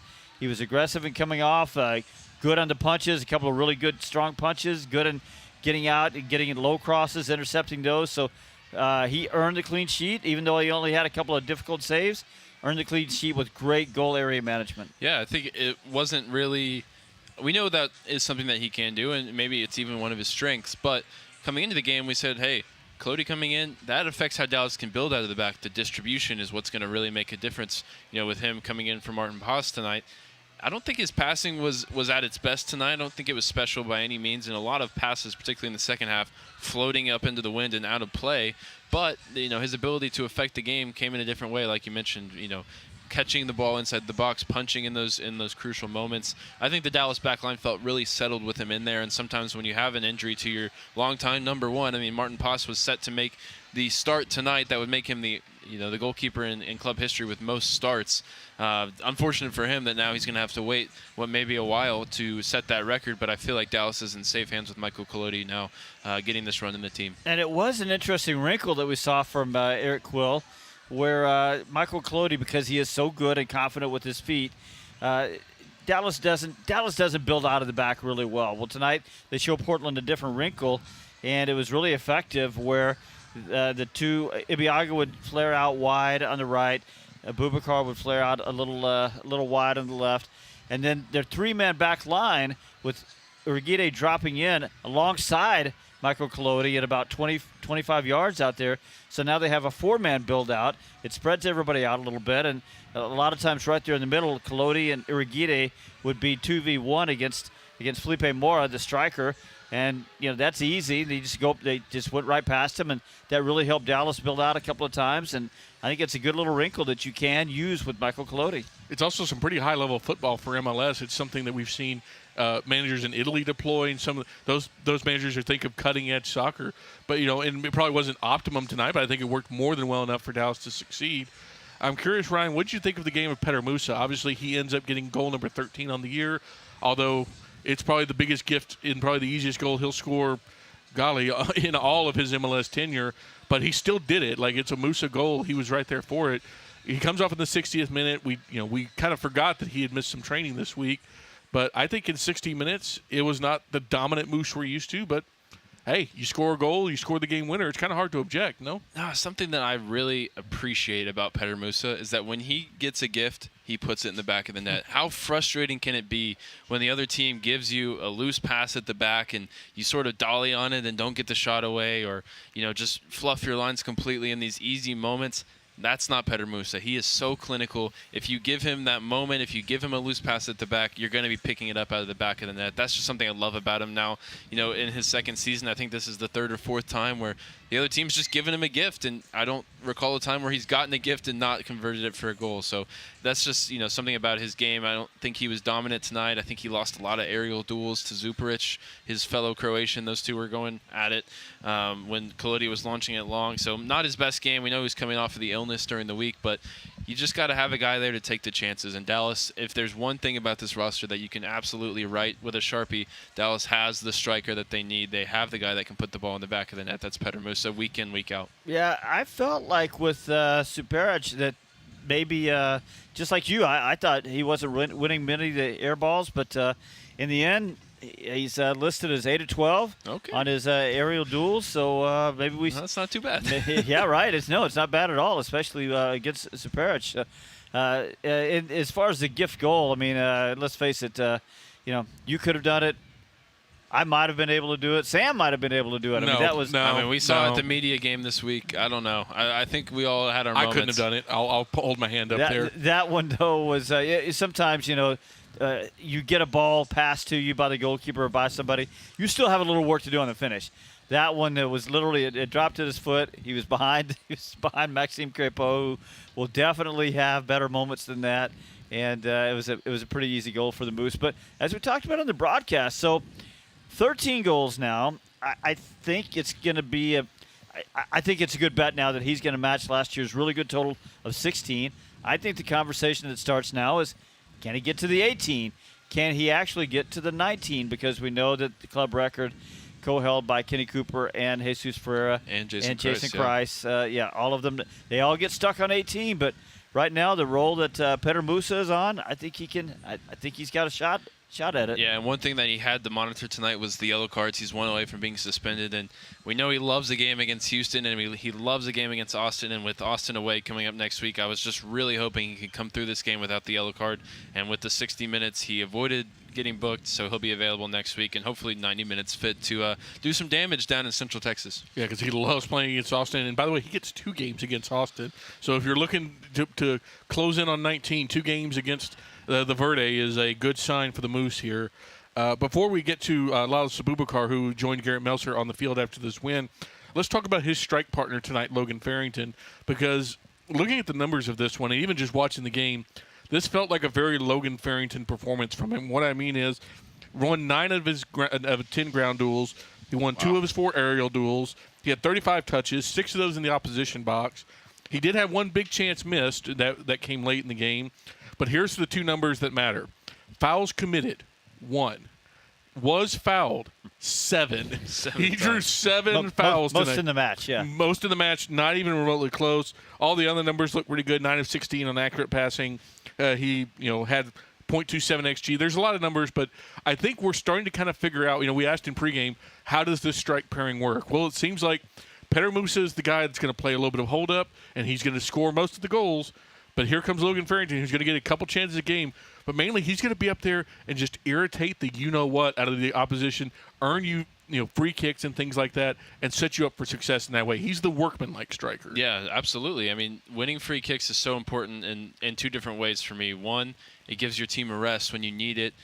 He can help, just give the team a moment to breathe, walk their way up the field, set something up. But then also the attacking areas. I mean, he won a few in decent positions, and when Sledget's on the field, when Patrickson's on the field, you're going to have good service. And that, the corner kick goal isn't a result of anything that Logan did in particular, but it's a quantity thing, right? The more set-piece opportunities you get, the more opportunities you get to run decoy runs and pick plays and different things to where it's a mind game, and eventually Abubakar gets freed up for the corner kick goal, and I don't think that happens if Dallas don't have so many free kicks and so many opportunities to serve the ball in from set pieces tonight, and that's, of course, huge credit to Logan Farrington winning those fouls. And also, just the closer you are to the opposition net, the easier it is to get corners. And there was a couple of times a lot of those fouls came in very advantageous positions for Dallas to set them up to get those set pieces. So big credit to the mustachioed big dog, who I think, even though he didn't score tonight, had himself another solid night. But before we go any further, let's go down to the FC Dallas insider, Garrett Meltzer. He was on the field with tonight's man of the match and cowboy hat recipient, Lalas Abubakar. Thanks, guys. I'm here with Lalas Abubakar. Lalas, first off, your first FC Dallas goal off the corner, great header in the bottom corner. What was that moment like for you? Amazing, man, amazing. Credit to the team. It's not me, the whole team, the staff, the coaches, everyone, credit to them. Since I came here, it's been a big part of me. I've always wanted to score on set pieces, and he hasn't come throughout the season. And I'm glad tonight. I finally got one, and I just gotta keep going. And credit to the team. It's not me. Not just the goal, but also the shutout and the 3 points. How important was this win for the group, especially? It's huge. You can tell we're coming together as family. We're supporting each other. We're rooting for each other. And tonight you can see it. It wasn't pretty, but we kept fighting. We say whatever it takes. And credit to Eric, man. This guy drive us every day before the game. So credit to him and the coaching staffs and the group. And we gotta keep going. We got 9 games. We gotta keep going. Thanks, Lalas. Congratulations. Thank Enjoy you. it. Thank you. Back to you guys.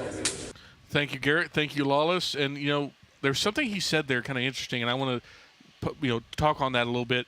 He mentioned Eric Quill. He talked about this obviously being a team victory, but he talked about Quill. He drives us forward. He gave his coach a lot of credit.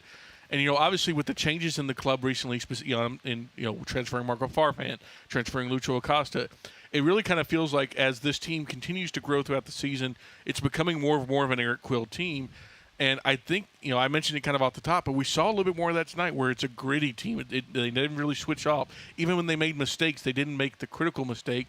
And I'm curious what we think about just we're 25 games in now. Quill has had this roster for most of the season. How we think about how the team has kind of grown, or maybe hasn't, in his tenure in his first season so far. Steve, you wanna start us off? Yeah, I think that when Lucho Acosta was presented to the opportunity to get Lucho Acosta, I think we all agreed that it was a swing that FC Dallas had to take, right? Yep. And I think it was fine that they did. But we all did sort of wonder, well, how does that fit with what Eric Quill wants this team to be? And it did seem to change the game model a little bit. So now Lucho Acosta, his time has come and gone in Dallas, and we know that Eric Quill, that the kind of personnel that he has now fits a little bit more snugly with what he wants the game model to be. So it's his time now. Now he's got. I think he was put into a difficult position. I think he wanted it because I think you needed to take that big swing with Lucho Acosta. I think I'm not saying that, but I think he did have a problem to solve in that. And now he's got a guy who's technical and needs to freelance. And I thought Eric Quill did a good job of explaining yesterday how it was tough for his team to play in certain ways with Lucho Acosta because not tactically so much, but just that personality. Personality. Yeah, it's well put, Ryan. The younger players didn't. They were always looking to find Acosta instead of maybe making the more intuitive play, and so that was a problem that everybody was working to solve. So now, to your question. Now he's got the opportunity to mold the team that he really wants. Unfortunately, there's only 9 games left, so there's a lot of molding that has to happen very quickly. Yeah, I think tonight we saw another performance not quite as high-flying as the St. Louis game a couple of weeks ago, and Dallas was really firing on all cylinders, and Peter Musa was the focal point of everything. But I think we're starting to see a Dallas team coalesce into a defensive, gritty identity, which is what Eric Quill came in saying he wanted to be, and now we're getting to see them become that. And I want to take it to the comments if you're watching here on the Burncast on YouTube. First off, we got to get this one out of the way. Matt Dool says, Sam, Steve, and I can't stop winning this week. Nice that Ryan got a taste of it for once. No idea what he's referring to. Definitely can't be the media I'm sorry, game. you don't? I you think mean the I 9-8 know. victory is the media game for Team Red and Blue? Yeah, I'm not sure about that one, but shout out to Matt watching along here, and shout out to B. Jum Pork as well, saying, I like the live stream. Y'all should do it again. We will do it again as soon as next week. The conversation I want to get to is started by Caleb, and he's asking how we feel about the number 10 position now going forward, because the window is still open, and not to say that Dallas has to use the DP spot now. They can wait and ride out the rest of the season with this roster. They can do a number of different things with it. But tonight, Dallas sets up with Patrickson as sort of the attacking midfielder, number 8, number 10. Leggett comes in and plays that role. You've got Pedrinho still, but he's been playing with North Texas recently. Right now, Pedrinho is the closest thing you have in the organization to a number 10, but it doesn't seem like he's involved with the first team right now. How do we feel about the number 10 position? Is this something that we want to go back in and say, hey, let's get a number 10 maybe in a different style to Lucho Acosta? Because there are teams in MLS that don't have a number 10. I mean, you look at San Diego is a great example that creates with 2 designated player wingers, elite chance creators. I mean, Dreyer sort of floats into the number 10 area, but that's not really his natural game. So it's not a must-have. There are tactical ways around it. San Jose with Espinoza. Yeah, same concept, right? So do we feel like, Eric Quill, in the past with New Mexico United and with his previous time in Columbus and North Texas SC, he always played with the number 10. But in this current iteration of the team, is that where we want to go, or would you rather see them use potentially that cap room, that DP spot somewhere else? Yeah, look, Eric Quill wants to play 4-2-3-1. That's his preferred formation. That's a number 10. You need a number 10 in there. Look, I have to say this: there are 9 games left. You got to fight. You got to fight and scrap for the playoffs. But I don't want to see them go out and make a move and spend some money on something that's just sort of a short-term bid. If something makes sense, sure, but I'm okay with them sort of riding it out at this point. This transfer window this year popped up later, so if they went out and got somebody now, visa issues and how fast can he get here, how fast can he integrate to the team, unless it's within the league, which we saw Mihailovic move to Toronto. I mean, there is more movement with designated players than ever before, and that's how Dallas acquired Acosta in the first place, with that cash for player move. And you're right, and Mihailovic would have been a good get, I think. But how many of those guys are out there, and how many teams are really willing to part with that guy? So again, I don't want to see them take a flyer, and when they could be more thoughtful about it in the off season. One move, and just to play devil's advocate a little bit, I wonder if they can find a loan with a buy option, because Pep Biel is the quintessential example of that for Charlotte last year. He came in, had a huge impact. They managed to get him on a non-designated player deal because it was a loan. Then they renew the loan the next year. They almost never had commitment, even though he was giving them top-line production. So just if there's an opportunity to be opportunistic in the market and find something like a loan with a buy option where, there's not pressure for it to work. If it works, great. If not, we'll cut ties and we wish you the best. And we can build from scratch again with that DP spot in the transfer window. Just something I would look out for. And hopefully maybe they can find something to add to the roster, because I know Andre Zanata, Eric Quill always want to add quality. Yeah, and to build on what Steve said, I am very much in the camp of I would rather wait till the next window, just because it's such an important buy. It's such a big outlay of transfer money, of salary, whether it's GAM or real outside money, that unless you've got someone that you've got red dead scouted, exactly what they are and they're available, there's really no downside to waiting, especially when you consider how this current team looks. I think there are ways to set up without a 10. I mean, you could run, I know this sounds basic, run a 4-4-2. You've got two good strikers. You've got guys like Dietzen and Julio. You've got good midfielders like Leggett and Kaique and Romero, and even Christian Kappas, I think, had a decent showing tonight. You've got a couple of good left-back options in Nolan and Josh Torquato. You have Shaq Moore, and that's about really it there. We might need to work on that. Well, in terms of depth, if anything, I'd rather spend on that in the window, but at the same time, I would not. It's something that is such a big investment for a team and such a big commitment, as we saw with Lucho, that I don't want to burn your assets now when you can, instead of having 2 weeks to scout somebody, you can have 4 to 5 months and find the right guy, if indeed that guy is out there. Yeah, the only thing I would say is they're always scouting, and they're always looking to self-scout and say, hey, if we needed to replace this player, here's a list of guys that we would be interested in. I know that the technical staff is always doing that work, and I just think find a loan. Find somebody who you normally wouldn't be able to get if you had to pay the transfer fee. Bring them in and just give a try before you buy. If there's an opportunity for that, use that DP spot in that way and give the team a shot in the arm down the stretch. But we'll see. I think the more likely outcome is what Steve said, is seeing what this roster has and using these 9 games not only as a push for the playoffs but an audition for next year.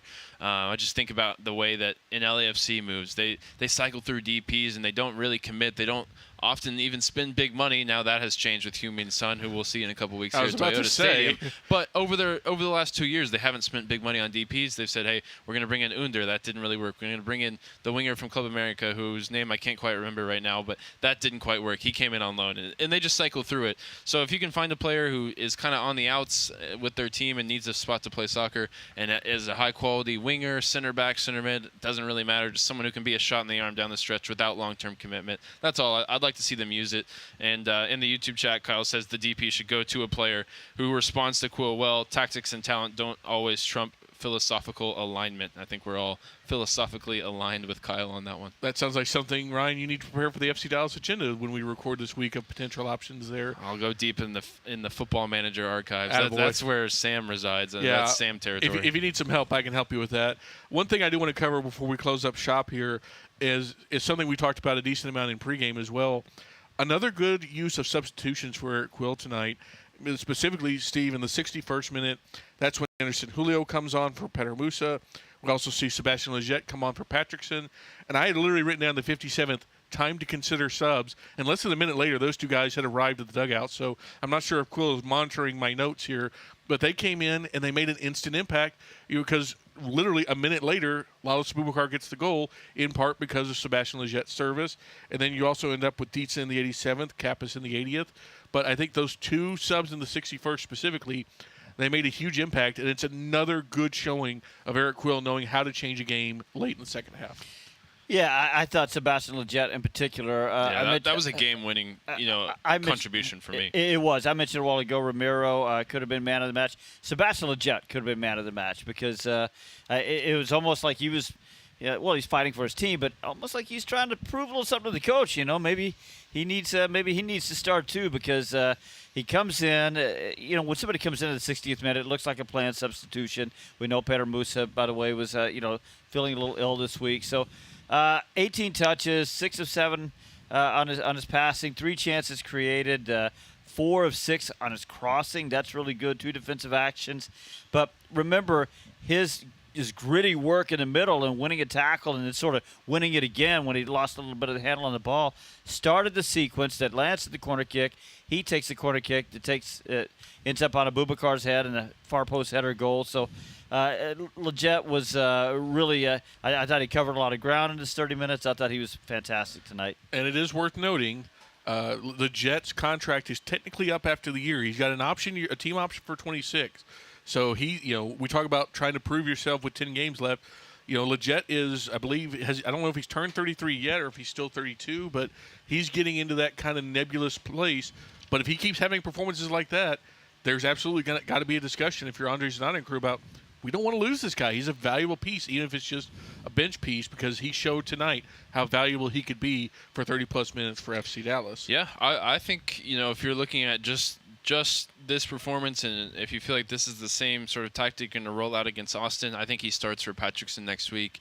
If he can give you an hour in that position, you're on the road in what might be a hostile environment. I'd like to see his experience into the 11 because Patrickson, for me, for as much talent as he has and as a couple flashes tonight in between the lines, he just wasn't secure with the ball. He didn't seem fully mentally switched on. He wasn't checking his shoulder frequently enough. And when you're playing in the pockets, that is the number one thing you have to do is have that spatial awareness around you. I think he can bring some stardust to this team at times, but for me, I want the steadiness of Sebastian Leget, and his set piece service isn't a drop off. It's pretty on par with Patrickson. Both of those have great delivery from set pieces. So next week, something we can talk about on the FC Dallas agenda, but Sebastian Leget for me needs to start in Austin. Yeah, Leget's defensive awareness is higher level than Patrickson's as well. Well, let's talk about next week because it is a Copa Tejas match. It's a rivalry match. It's the first matchup this year. It's coming really late in the season for FC Dallas and Austin FC. And, Steve, what was the score of the Austin-Houston game at halftime? Do you happen to recall? Yeah, I do. It was 2-0. Final time, Austin that. 2, Houston 2. Houston gets 2 goals in the final 10 minutes. Both from soon-to-be World Cup player Jack McGlynn, an 80th minute goal that was a penalty, and then he scores in the 89th minute. I do not know how much time was added on, but oh boy, it's got to be tough for those. It's got to be tough for the Austin fans because Austin has not scored many goals this year. Yeah, you get 2 goals in the game in the first half, and then you're feeling great. They've been stingy defensively. We know Nico Estevez and his style of play, and it's the first time that Dallas gets to go up against their former manager. It's exciting. We're going to have a lot to talk about on the podcast this week. Looking forward to the trip down to Austin. Yeah, 23 goals total, if you're wondering, for Austin so far. 28 conceded. Peter Musa might finish on 23 goals the way he's going. I think that might be league low as well, 23. I'd have to double-check, but that does sound correct. By the way, with the win tonight and the draw for Houston, Dallas has crawled up to 11, although they're doing it on goal differential, as Houston is at -9, Dallas is at -8.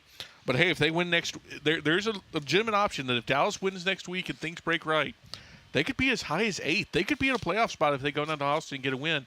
And this team, for all you can say about it, has been good on the road this year. And we know that if Peter Musa is healthy, He loves to play against the Verde and Black. So yeah, it'll be fun. And that draw also opens the door for Dallas to take pole position with the win in Copa Tejas. If they can go down there and get the win, there'll be 2 wins, a draw, and a loss.